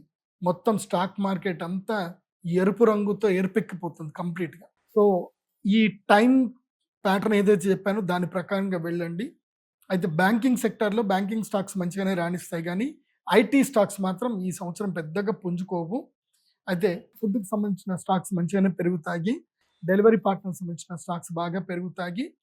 అదేవిధంగా సిల్వరు, ఎలక్ట్రానిక్స్, ఎలక్ట్రికల్ రంగానికి సంబంధించిన స్టాక్స్ బాగా పెరుగుతాయి. ముఖ్యంగా వైర్లు తయారు చేసేటువంటి ఏదైతే ఉంటుందో కాపర్ వైర్స్ కానివ్వండి, తర్వాత ఈ సోలార్ ప్యానల్స్ తయారు చేసేటివి కానివ్వండి, తర్వాత ఐటీ హబ్ రిలేటెడ్ లేదైతే ఏవైతే డేటా సెంటర్లు రన్ చేస్తాయో వాటి రిలేటెడ్గా స్టాక్స్ మాత్రం మంచి లాభాలు ఇస్తాయి. ఈ సంవత్సరము ఉగాది వరకు మాత్రమే, అంటే ఇప్పుడు ఇట్లా ఉగాది చెప్తున్నాను కాబట్టి ఈ ఉగాది అయిన తెల్లారి నుంచి మాత్రం వెండి ధర 3 లక్షల రూపాయల కేజీకి పైనే ట్రేడ్ అవుతుంది తప్ప దానికైతే కింద ట్రేడ్ అవ్వదు వెండి అయితే. అంటే స్టాక్ మార్కెట్ ఎంసీఎక్స్ మార్కెట్ చూస్తే 2,85,000 నుంచి 2,90,000 స్ట్రాంగ్ సపోర్ట్ జోన్కి వెళ్ళిపోతుంది ఉగాది తర్వాత. దానికన్నా కింద పడుతుంది, కానీ ఎప్పుడు పడుతుంది అని అంటే ఆ సపోర్ట్ జోన్ 2,67,000 సపోర్ట్ జోన్కి రీచ్ అవుతుంది. ఎప్పుడు అంటే ఏదో ఒక్కరోజు భయంకరంగా పడి అట్లా రీచ్ అవుతుంది. ఎవరైనా తక్కువలో కొనాలి అనుకుంటే 2,65,000కి కింద వెండి ఉన్నప్పుడు ధైర్యంగా మీరు చూసి కొనుక్కోవచ్చు. కానీ 3 లక్షల రేటు మాత్రం వెండి దాటుతుంది. ఇక దానికన్నా పడడం అయితే ఎప్పుడో ఒకసారి నెలకొకసారో 2 నెలలకొకసారో పడుతుంది తప్ప మళ్ళీ మార్కెట్ ఎప్పుడైనా సరే కన్సాలిడేషన్ తీసుకొని స్ట్రాంగ్ సపోర్టు 2,85,000కి వెండి సపోర్ట్ తీసుకుంటుంది. గోల్డ్ వచ్చేసి స్ట్రాంగ్ సపోర్టు 1,75,000కి అక్షయ తృతీయ తర్వాత సపోర్ట్ తీసుకుంటుంది. అక్షయ తృతీయ వరకు గోల్డ్ ధరలు అంతా ఇంత పెరుగుతూ ఉంటాయి తప్ప అక్షయ తృతీయ తర్వాత మాత్రం బంగారము 1,70,000కి 65,000కి ఇంకా తగ్గదు. ఇంకా అక్కడికి సపోర్ట్ జోన్ అయిపోతుంది. దాని తర్వాత బంగారము ఒక్కసారి 2 లక్షల వరకు 2,15,000 20,000 దాకా రీచ్ అయ్యి మళ్ళీ 2,85,000 దగ్గర స్ట్రాంగ్ సపోర్ట్ తీసుకునే అవకాశం ఉంటుంది బంగారము. కాకపోతే వచ్చే సంవత్సరం వరకు చూస్తే కనుక బంగారం యొక్క ధర వచ్చే ఉగాది రాశి ఫలాలకు చెప్తే కనుక బంగారం ధర 2,25,000 దాటే ఉంటుంది తప్ప తగ్గడం అయితే ఉండదు. బంగారం ధర పెరుగుతుంది. ఈ సంవత్సరం బ్యాంకింగ్ సెక్టార్లు కూడా చాలా బాగా రాణిస్తాయి. బ్యాంకింగ్ సెక్టార్లు 12% వృద్ధిలో మంచి ముందుకు వెళ్ళే అవకాశం ఉంటుంది. అయితే ప్రజలు ఈ సంవత్సరం ఎక్కువగా అప్పుల పాలవుతారు. సో అది ఉంది. రాష్ట్రాలు కానీ ప్రజలు కానీ ప్రభుత్వాలు కానీ అప్పుల పాలయ్యే అవకాశం ఎక్కువగా ఉంటుంది ఈ సంవత్సరం విద్యారంగంలో మంచి మార్పులు వస్తాయి. విద్యార్థులు సరికొత్తమైనటువంటి విచక్షణతో కూడుకొని ముందుకు వెళతారు. ముఖ్యంగా విద్యారంగంలో ప్రజలు తొందరగా న్యాయ వ్యవస్థ గురించి నేర్చుకోవడం కానీ టెక్నాలజీ నేర్చుకోవడం కానీ ప్రజలు ఎక్కువగా మక్కువ చూపిస్తారు. విద్యార్థులు ముఖ్యంగా మార్కుల వెంట పడకుండా తమ యొక్క టెక్నాలజీ స్కిల్స్ ఎక్కువగా డెవలప్ అయ్యేటట్టుగా విద్యార్థుల్లో ఒక మంచి అవగాహన ఏర్పడే అవకాశం ఉంటుంది. సో ఈ సంవత్సరం విద్యా విషయంలో కానివ్వండి, అదేవిధంగా వైద్య రంగంలో కూడా సరికొత్త టెక్నాలజీ వస్తుంది. ఇంతకు మునుపు ఏంటంటే ఓపెన్ హార్ట్ సర్జరీ చేయాలన్నా సరే చాలా ఉండేటివి. ఇప్పుడు ఓపెన్ హార్ట్ సర్జరీలు మొత్తం బంద్ అయిపోతాయి. నానో టెక్నాలజీ డెవలప్ అవుతుంది. చిన్న ట్యాబ్లెట్ లాంటిది ఇంజెక్షన్ లాగా ఇస్తారు. చిన్న ట్యాబ్లెట్ ఇస్తారు. ఆ రోబో లోపలికి వెళ్ళిపోతుంది. మొత్తం హార్ట్ బ్లాకేజెస్ అంతా నీట్గా క్లీన్ చేసేసి బయటకు వచ్చేస్తుంది. సో ఫ్యూచర్లో nano technology, nano robots AI తోటి వస్తున్నాయి. సో అవే మాన్యువల్గా వెళ్ళిపోయి ఎక్కడెక్కడ ఏమున్నాయో చక్కగా డాక్టర్లు వీడియో గేమ్ ఆడడం స్టార్ట్ చేస్తారు. సో మంచిగా కెమెరా పెట్టేసుకొని వీడియో గేమ్ లాగా దాన్ని ముందుకు తీసుకెళ్ళి అక్కడ ఏవైతే ప్రాబ్లమ్స్ ఉన్నాయని సాల్వ్ చేస్తారు. అండ్ ఇన్ ఫ్యూచర్లో కిడ్నీ స్టోన్తో బాధపడే వాళ్ళకి కూడా పెద్దగా ప్రాబ్లం ఏం రాదు. కిడ్నీ దగ్గర కూడా ఏదైతే యురేత్రా లోపల చిన్న రోబో పంపించేస్తారు. అది వెళ్ళిపోయి మంచిగా కిడ్నీ స్టోన్ అంతా అది బంద్ చేసి బయటకు వచ్చేస్తుంది. నొప్పి లేకుండా కిడ్నీ స్టోన్ ట్రీట్మెంట్ కూడా జరిగిపోతుంది. ఫ్యూచర్లో నానో టెక్నాలజీ వైద్య రంగం లోపలికి వచ్చేసి అద్భుతాలు జరుగుతాయి. క్యాన్సర్ లాంటి భయంకరమైన ట్రీట్మెంట్స్కి కూడా మంచి ట్రీట్మెంట్స్ ఇచ్చే అవకాశం ఉంటుంది. ఫ్యూచర్లో ఎంత రోబో టెక్నాలజీ నానో టెక్నాలజీ వస్తుందంటే ఎట్లాగైతే కనుక క్యాన్సర్ సెల్స్ని డామినేట్ చేయడానికి ఏఐ లాంటి కొన్ని సెల్స్ని వాళ్ళు తయారు చేస్తారు, రోబో సెల్స్ని. అవి శరీరంలోకి వెళ్ళిపోయి క్యాన్సర్ సెల్స్ అన్నిటిని కూడా అవి స్మాష్ చేసే ప్రయత్నాలు మొదలవుతాయి. ఆ టెక్నాలజీ ఉంటుంది. మనిషి మరణాన్ని జయించడానికి ప్రయత్నం చేస్తాడు కానీ అదైతే జయించడం కష్టమే. కానీ కాకపోతే డబ్బు ఉన్నటువంటి వాడు, విపరీతమైన డబ్బు ఉన్నటువంటి వాళ్ళు మాత్రం తమ ఆయుష్ని 100 సంవత్సరాల నుంచి 200 సంవత్సరాలకైతే పెంచుకోగలుగుతారు. అది జరుగుతుంది భవిష్యత్తులో. డబ్బు ఉన్నటువంటి వాడు టెక్నాలజీ తోటి ఆయుష్ పరిమాణం పెరిగే అవకాశాలు అయితే ఈ సంవత్సరం నుంచి కనిపిస్తున్నాయి. 150 సంవత్సరాల వరకు కూడా బతకొచ్చు. అది జరుగుతుంది. ఈ సంవత్సరము మహిళల్లో చైతన్యం బాగా ఏర్పడుతుంది. మహిళలు విపరీతంగా డబ్బులు సంపాదిస్తారు. సో ఈ సంవత్సరం ఇన్కమ్ ట్యాక్స్లు కూడా ఇన్కమ్ ట్యాక్స్ కట్టేటువంటి ట్యాక్స్ శాతం కూడా చాలా పెరుగుతుంది. జిఎస్టీలు కూడా చాలా ఎక్కువ మంది కడతారు. ముఖ్యంగా మహిళలు ఏంటంటే కనుక ఫుడ్ రిలేటెడ్ కానివ్వండి, మ్యానుఫ్యాక్చరింగ్ కానివ్వండి, ఇంకా వేరే వేరే టెక్నాలజీ లోపలికి మహిళలు అందరు వ్యాపారస్తులు వెళ్ళే అవకాశం ఉంటుంది. కానీ ఈ సంవత్సరం మాత్రం వస్త్రాల రేట్లు భయంకరంగా పెరిగిపోతాయి. ఇప్పుడున్నట్టు కాదు. ఇంకా ఈ సంవత్సరం పట్టు చీరలు కొనాలంటే ఇంకా ఈఎంఐలో పట్టు చీరలు అమ్మబడును అని మాత్రం ఉంటాయి. సో ఆ రేంజ్ లోపలికి చీరల రేట్లు వెళ్ళిపోయే అవకాశం ఉంటుంది. అంటే ఖరీదైన పట్టు చీరలు ₹1,00,000 పైన వెళ్ళిపోతాయి. సో ఒకప్పుడు ఈ సంవత్సరము 30,000కి 40,000కి దొరికిన పట్టు చీర ఇప్పుడు మాత్రం అంటే 2025కి 26 కనుక చూస్తే 15-20% బట్టల రేట్లు పెరిగిపోతాయి. చిన్నపిల్లల బట్టలు కొందామంటే ఇంకా క్రెడిట్ కార్డ్ తోటి ఈఎంఐలు కట్టాల్సిన పరిస్థితి అయితే ఏర్పడుతుంది. ఇప్పటి నుంచి బట్టల రేట్లు అయితే బాగా పెరిగిపోతాయి. సో తప్పదు. ఈ సంవత్సరము వస్త్రాల రేట్లు పెరుగుతాయి. కానీ వస్త్ర వ్యాపారం చేసేటువంటి వాళ్ళకైతే లాభదాయకంగా ఉంటుంది. సో ప్రజలు ఆఫర్ల కోసం చూస్తూ ఉంటారు. ఇదైతే పరిస్థితులు ఈ సంవత్సరం ఉంటుంది. ముఖ్యంగా స్త్రీల బట్టల విషయంలో ఎందుకోసమంటే నేను డైరెక్ట్గా కూడా చూస్తున్నాను. నా దగ్గర చాలామంది నా శిష్యులు ఉన్నారు. స్త్రీలకి వాళ్ళ యొక్క వస్త్రాలు కుట్టడానికి పురుషులకైతే ఒక షర్ట్ కొనుక్కుందానంటే 200 రూపాయలు ఒక షర్ట్ వచ్చేస్తుంది. కానీ స్త్రీలకు అట్లా కాదు. వాళ్ళకి ఏదైనా వస్త్రాలు కుట్టించుకోవాలంటే ఒక్కదానికి మినిమం 700 రూపాయలు పడుతుంది అని అంటే భవిష్యత్తులో స్త్రీలు వస్త్ర రంగంలోకి వెళితే కనుక వాళ్ళకి మంచి లాభదాయకంగా ఉంటుంది. మంచి డబ్బులు సంపాదించుకుంటారు. ఈ సంవత్సరం బాగుంది ఆ విషయంలో మాత్రం. ఈ సంవత్సరము గురుగ్రహ సంచారం బాగా మనం తెలుసుకుందాం. గురుగ్రహము జూన్ 1వ తారీఖు వరకు, అంటే 1, 3 అనుకోండి. అప్పటి వరకు ఏంటంటే గురుగ్రహ సంచారము మిథున రాశిలో సంచరిస్తున్నాడు. గురువు మిథున రాశిలో సంచరించినప్పుడు ఏమవుతుంది అని అంటే శనికి తర్వాత గురుగ్రహానికి ఏంటంటే కేంద్ర దృష్టి పడుతుంది. సో 1, 4, 7, 10లో ఉంటారు. కాబట్టి ఏం జరుగుతుంది అని అంటే సంక్షోభాలు ఎక్కువగా ఏర్పడతాయి. జూన్ 1వ తారీఖు వరకు సంక్షోభాలు ఉంటాయి. చెప్పాను కదా, కూరగాయల రేట్లు పెరగడము, ఆహార ధాన్యాల రేట్లు పెరగడము, బియ్యము దాదాపుగా 100 రూపాయల కిలో అయిపోతుంది. బియ్యం ఇప్పటికే 80 రూపాయల కిలో అయ్యింది బియ్యము. ఇకపై 100 రూపాయల కిలో అయ్యే అవకాశం ఉంటుంది. అందులోపల ఏ డౌట్ లేదు. సో నూనెల ధాన్యాలు అన్ని రేట్లు పెరిగిపోతాయి గురుగ్రహము ఉండేంత వరకు, మిథున రాశిలో ఉన్నది. తర్వాత గురుగ్రహం ఎప్పుడైతే మిథున రాశిలో ఉన్నప్పుడు అక్కడ నుంచి కర్కాటక రాశి లోపలికి వచ్చేస్తాడు. జూన్ 3వ తారీఖుకి కర్కాటక రాశి లోపలికి ఎంటర్ అయిపోతుంది. 1వ తారీఖు ఎంటర్ అయ్యాడు అంటే ఇంకా అక్కడ నుంచి జూన్ 3వ తారీఖు నుంచి ప్రభావం స్టార్ట్ అవుతుంది. జూన్ 1వ తారీఖు నుంచి 31 అక్టోబర్ 2026 వరకు గురుడు కర్కాటక రాశి లోపల సంచరిస్తాడు. ఇదండి అద్భుతమైన సమయం. గురుడు తన ఉచ్చ స్థానం లోపలికి వెళ్ళగానే ప్రజలందరినీ ధనవంతుల్ని చేస్తాడు, శ్రీమంతుల్ని చేస్తాడు. బ్యాంకింగ్ స్టాక్లు ఇలా పెరిగిపోతాయి. అన్నీ నిఫ్టీ గిఫ్టీ అన్నీ పెరుగుతూ ఉంటాయి. స్టాక్ మొత్తం బుల్ మార్కెట్ ఉంటుంది. కర్కాటక రాశి లోపల గురువు అంటర్ పెట్టగానే బుల్ మార్కెట్ ఉంటుంది. బంగారం 2,10,000కి వెళ్ళిపోతుంది. చూడండి, ఈ సంవత్సరం దసరా మీరు దీపావళి బంగారం కొనుక్కుందామని అనుకుంటే దీపావళికి బంగారం పక్కా చెప్తున్నా, రాసి పెట్టుకోండి, 1,95,000 వరకు పక్కా రీచ్ అవుతుంది. ఇందులో డౌట్ లేదు. బంగారం దీపావళి కొనేసరికి. కాబట్టి ఇప్పుడే కొనుక్కోండి బంగారము. ఇప్పుడు ఏదో తగ్గుతూ ఉంది. 22 క్యారెట్స్ 15,000 రూపాయలు ఉన్నప్పుడే కొనేసుకోండి. ఇంకా 22 క్యారెట్స్ 15,000, 16,000 రూపాయలు ఉన్నప్పుడే కొనుక్కోండి. ఇంకా మళ్ళీ మీరు కొందామనుకుంటే 22 క్యారెట్స్ 18,000కి వెళ్ళిపోతుంది. సో పర్ గ్రామ్ అదొక్కటి చూసుకోండి. తర్వాత సింహరాశి లోపలికి ఎంటర్ అవుతాడు గురుడు. 31 అక్టోబర్ 2026కి గురుడు సింహరాశి లోపలికి ఎంటర్. గురుడు ఎప్పుడైతే సింహరాశి లోపలికి ఎంటర్ అవుతాడో అప్పుడు ఉంటుందండి ఈ సినిమా. పూర్తిగా ఆయిల్ రేట్లు మళ్ళీ పెరిగిపోతాయి. ఆయిల్ రేట్లు భయంకరంగా పెరిగిపోతాయి. అమెరికన్ డాలరు విస్తృతంగా బలపడేటువంటి అవకాశం ఉంటుంది. తర్వాత ఇంకా చాలా సంక్షోభాలు ఏర్పడతాయి, యుద్ధాలు ఏర్పడతాయి. గురుడు సింహరాశి లోపల రాగానే అన్ని సెటరేట్ చేస్తాడు. కాబట్టి కొన్ని సంక్షోభాలు ఏర్పడే అవకాశం ఉంటుంది. ఆ సమయంలో స్టాక్ మార్కెట్ మాత్రం స్టాక్ మార్కెట్ భయంకరంగా బేర్ మార్కెట్కి వెళ్ళిపోతుంది.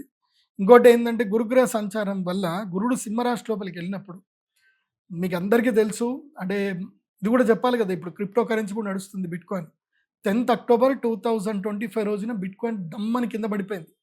ఆ రోజు పడ్డదంటే $1,25,000 దగ్గర ఉండే బిట్కాయిన్ దాదాపుగా $60,000 రీచ్ అయిపోయింది.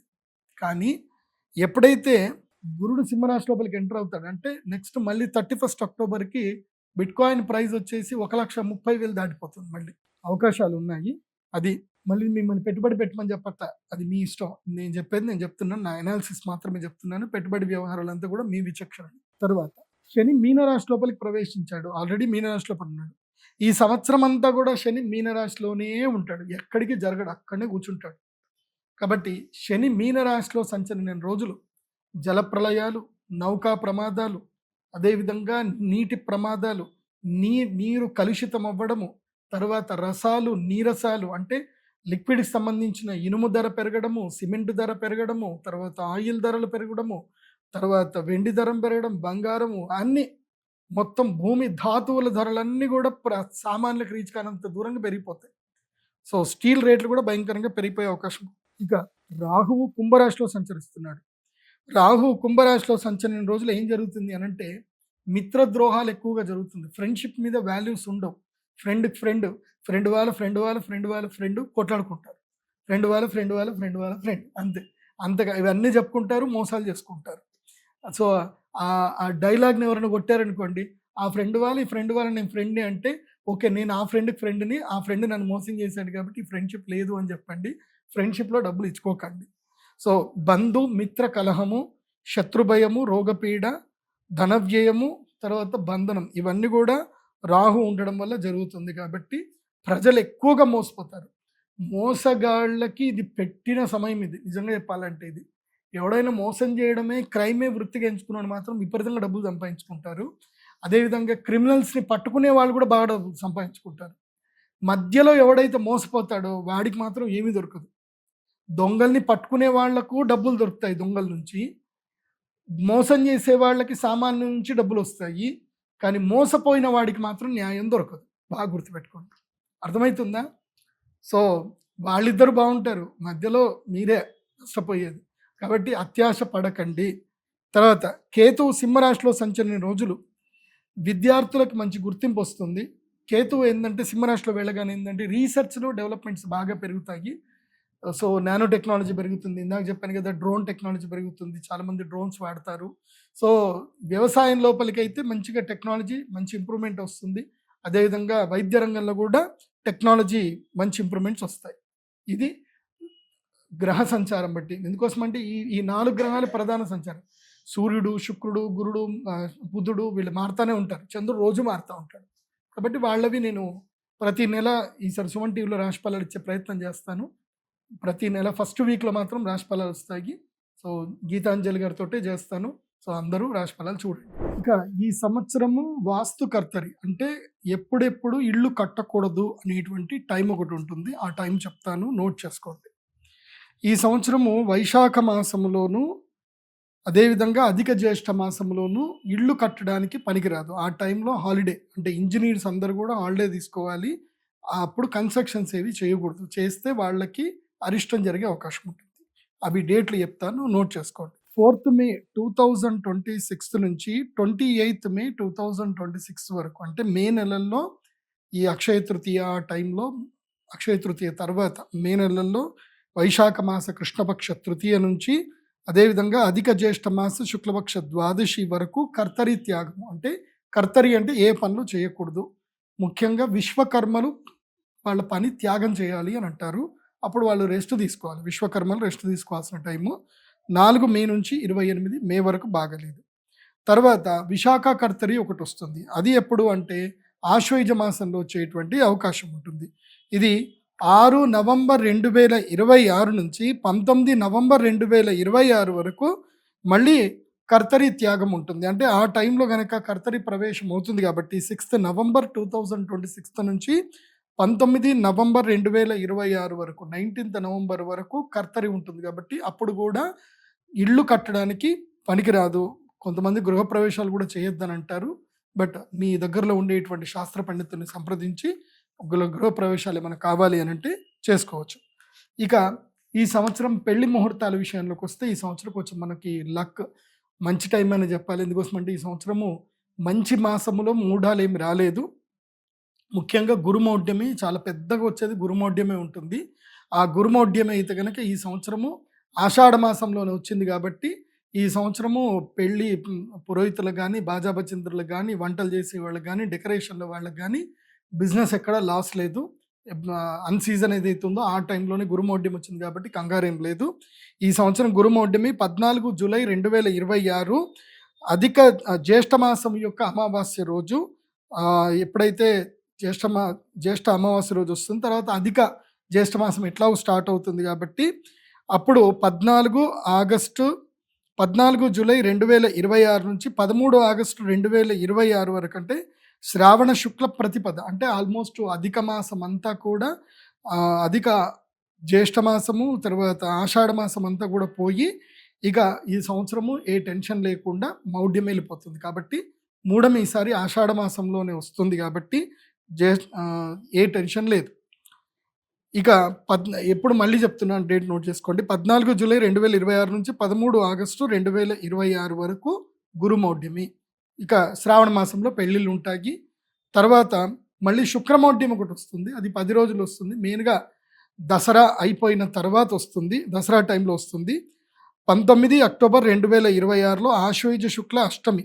సో 19 అక్టోబర్ అంటే దసరాకి 2 రోజుల ముందు దుర్గాష్టమి రోజు శుక్రమౌఢ్యం మొదలవుతుంది. కాబట్టి దుర్గాష్టమి నుంచి మొదలయ్యి 29th అక్టోబర్ 2026 వరకు, అంటే కృష్ణపక్ష ఆశ్వయుజ కృష్ణపక్ష చతుర్థి వరకు, అంటే సంకష్టహర చతుర్థి వరకు మాత్రమే ఉంది.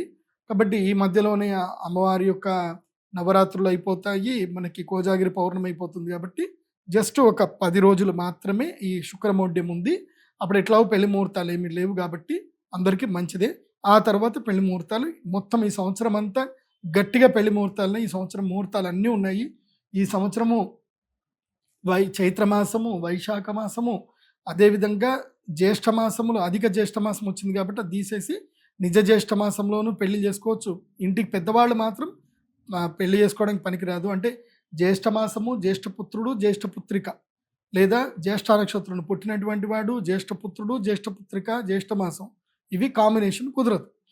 ఒక్క జ్యేష్ఠ పిల్లవాడు ఒక్కోడే ఉండి జ్యేష్ఠ మాసంలో పెళ్లి చేసుకొని, పెళ్లి కూతురు చిన్నపిల్లదైనా పెళ్లి కొడుకు చిన్నపిల్లవాడైనా పర్వాలేదు చేసుకోవచ్చు. త్రిజ్యేష్ఠ కలవకుండా చూసుకోండి. ఆ తర్వాత శ్రావణ మాసంలో పెళ్ళిళ్ళు ఉన్నాయి. ఆశ్వయుజ మాసంలో కృష్ణపక్షంలోను, శుక్లపక్షంలో కొన్ని రోజులు, కృష్ణపక్షంలో కొన్ని రోజులు పెళ్లి ముహూర్తాలని. తర్వాత కార్తీక మాసంలోనూ పెళ్ళిళ్ళు ఉన్నాయి. చాలామంది కొంతమంది కార్తీక మాసంలో పెళ్లి చేసుకోరు కొన్ని సాంప్రదాయంలో. సో కార్తీక మాసంలో పెళ్ళి ఉన్నాయి. మార్గశీర్ష మాసంలో అయితే 100% అందరూ పెళ్లి చేసుకుంటారు. తర్వాత మాఘమాసం పెళ్ళిళ్ళు ఉన్నాయి, పాల్గొన మాసంలోనూ పెళ్ళిళ్ళు ఉన్నాయి. కాబట్టి ఏ టెన్షన్ లేదు. ఇక ఈ సంవత్సరం పుష్కరాలు. ఈ సంవత్సరం పుష్కరాల విషయానికి వస్తే జూన్ 1వ తారీఖు రోజున గురుడు కర్కాటక రాశిలో ప్రవేశిస్తున్నాడు. కాబట్టి ఎప్పుడైతే గురుడు కర్కాటక రాశిలో ప్రవేశిస్తాడో అప్పుడు యమునా నదికి పుష్కరాలు వస్తాయి. కాబట్టి జూన్ 1వ తారీఖు నుంచి, అంటే జూన్ 2 అనుకోండి, జూన్ 2వ తారీఖు నుంచి మొదలు జూన్ 12వ తారీఖు వరకు 10 రోజుల పాటు యమునా నది పుష్కరాలు ఉంటాయి. ఇది చాలా కీలకమైనది. అందరు కూడా నార్త్ ఇండియాలో అందరూ జమునా జమునా అంటారు, జమునా పుష్కరాలు అంటారు. అక్కడ యమునా నదిని జమునా అంటారు. సో నార్త్ ఇండియాలో ఢిల్లీ దగ్గర యమునా నది ఉంటుంది. కాకపోతే కొంతమంది ఎక్కువ మంది యమునోత్రికి వెళ్ళి అక్కడ పుష్కర స్నానం చేస్తారు. ఈ సంవత్సరం యమునోత్రికి చాలా ఎక్కువగా రష్ ఉంటుంది.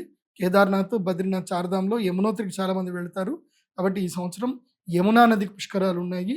ఎవరికైతే పితృదోషాలు ఉన్నాయో, అకాల మరణాలు, అంటే ఎవరైనా తమ ఇండ్లలో అకారణ మరణం ఎవరైనా చనిపోయి ఉండి వాళ్ళకి ప్రేత శాంతి సరిగ్గా చేయకపోతే మాత్రం యమునా నది పుష్కర స్నానం చేసి అక్కడ తర్పణాలు వదిలి శ్రాద్ధం కనుక చేయగలిగితే కనుక వాళ్ళకి మోక్ష సిద్ధి కలుగుతుంది. యముడు వాళ్ళకి సత్కార్యం చేస్తాడు అంట. ఎందుకోసమంటే యముని యొక్క సోదరి యమునా నది కాబట్టి యమునా నదికి పుష్కరాలు వచ్చినప్పుడు పుష్కర స్నానం చేసి ఎవరైతే శ్రాద్ధాది కర్మలు చేస్తారో, ఎవరైనా అకాల మరణం చెంది ఆత్మహత్య చేసుకొని తర్వాత ఊరికే గర్భనష్టాలు జరిగినా వాళ్ళందరూ వెళ్ళి యమునా నది పుష్కర స్నానం చేసి అక్కడ తిలదానం చేయడము, అంటే నువ్వులు నీళ్లు వదిలిపెట్టడము, అక్కడ పిండం పెట్టడము, అక్కడ అందరికి అన్నదానం చేయడం వలన అక్కడ యమలోకంలో ఉండేటువంటి వాళ్ళకి యముడు సత్కార్యం చేసి విమోచనం కలిగిస్తాడు అని శాస్త్రవచనం. కాబట్టి యమునా నది పుష్కరంలో అందరూ స్నానం చేయవచ్చు. ఇది యమునా నది పుష్కరం యొక్క ప్రాముఖ్యత. ఈ సంవత్సరం 4 గ్రహణాలు జరుగుతున్నాయి. ఆ గ్రహణాలు ఎప్పుడెప్పుడంటే 12 ఆగస్టు 2026 సంపూర్ణ చంద్రగ్రహణము. ఇది శ్రావణ మాసంలో ఏర్పడుతుంది. కాబట్టి శ్రావణ మాసంలో ఏర్పడేటువంటి సూర్యగ్రహణము ఇది చాలా కీలకమైన సూర్యగ్రహణం ఇది. తర్వాత 28 ఆగస్టు 2026 తారీఖు పాక్షిక చంద్రగ్రహణం ఏర్పడుతుంది. ఇది కూడా శ్రావణ పౌర్ణమి ఏర్పడే అవకాశం ఉంటుంది. తర్వాత 6 ఫిబ్రవరి 2027 ఫిబ్రవరిలో నాకు తెలిసి పుష్యమాసంలో ఏర్పడుతుంది అనుకుంటాను. పుష్య అమావాస్య అనుకుంటాను ఇది. సో అప్పుడు ఈ యొక్క సూర్యగ్రహణం ఏర్పడుతుంది, కంకణాకార సూర్యగ్రహణము. తర్వాత 20 ఫిబ్రవరి 2027 తారీఖు ప్రతిఛాయ చంద్రగ్రహణం ఏర్పడుతుంది. అంటే ఒకేసారి చంద్రుడి భూమి యొక్క ఛాయ రెండు పక్కన కనిపిస్తాయి అన్నమాట. తర్వాత ఈ గ్రహణాలు ఏవి కూడా భారతదేశంలో కనబడవు. కాకపోతే ప్రభావం అయితే భారతదేశం మీద 25% ఉంటుంది. ధన్యవాదాలు గురువు గారు. సర్వే జనా సుఖినో భవంతు. శ్రీమాత్రే.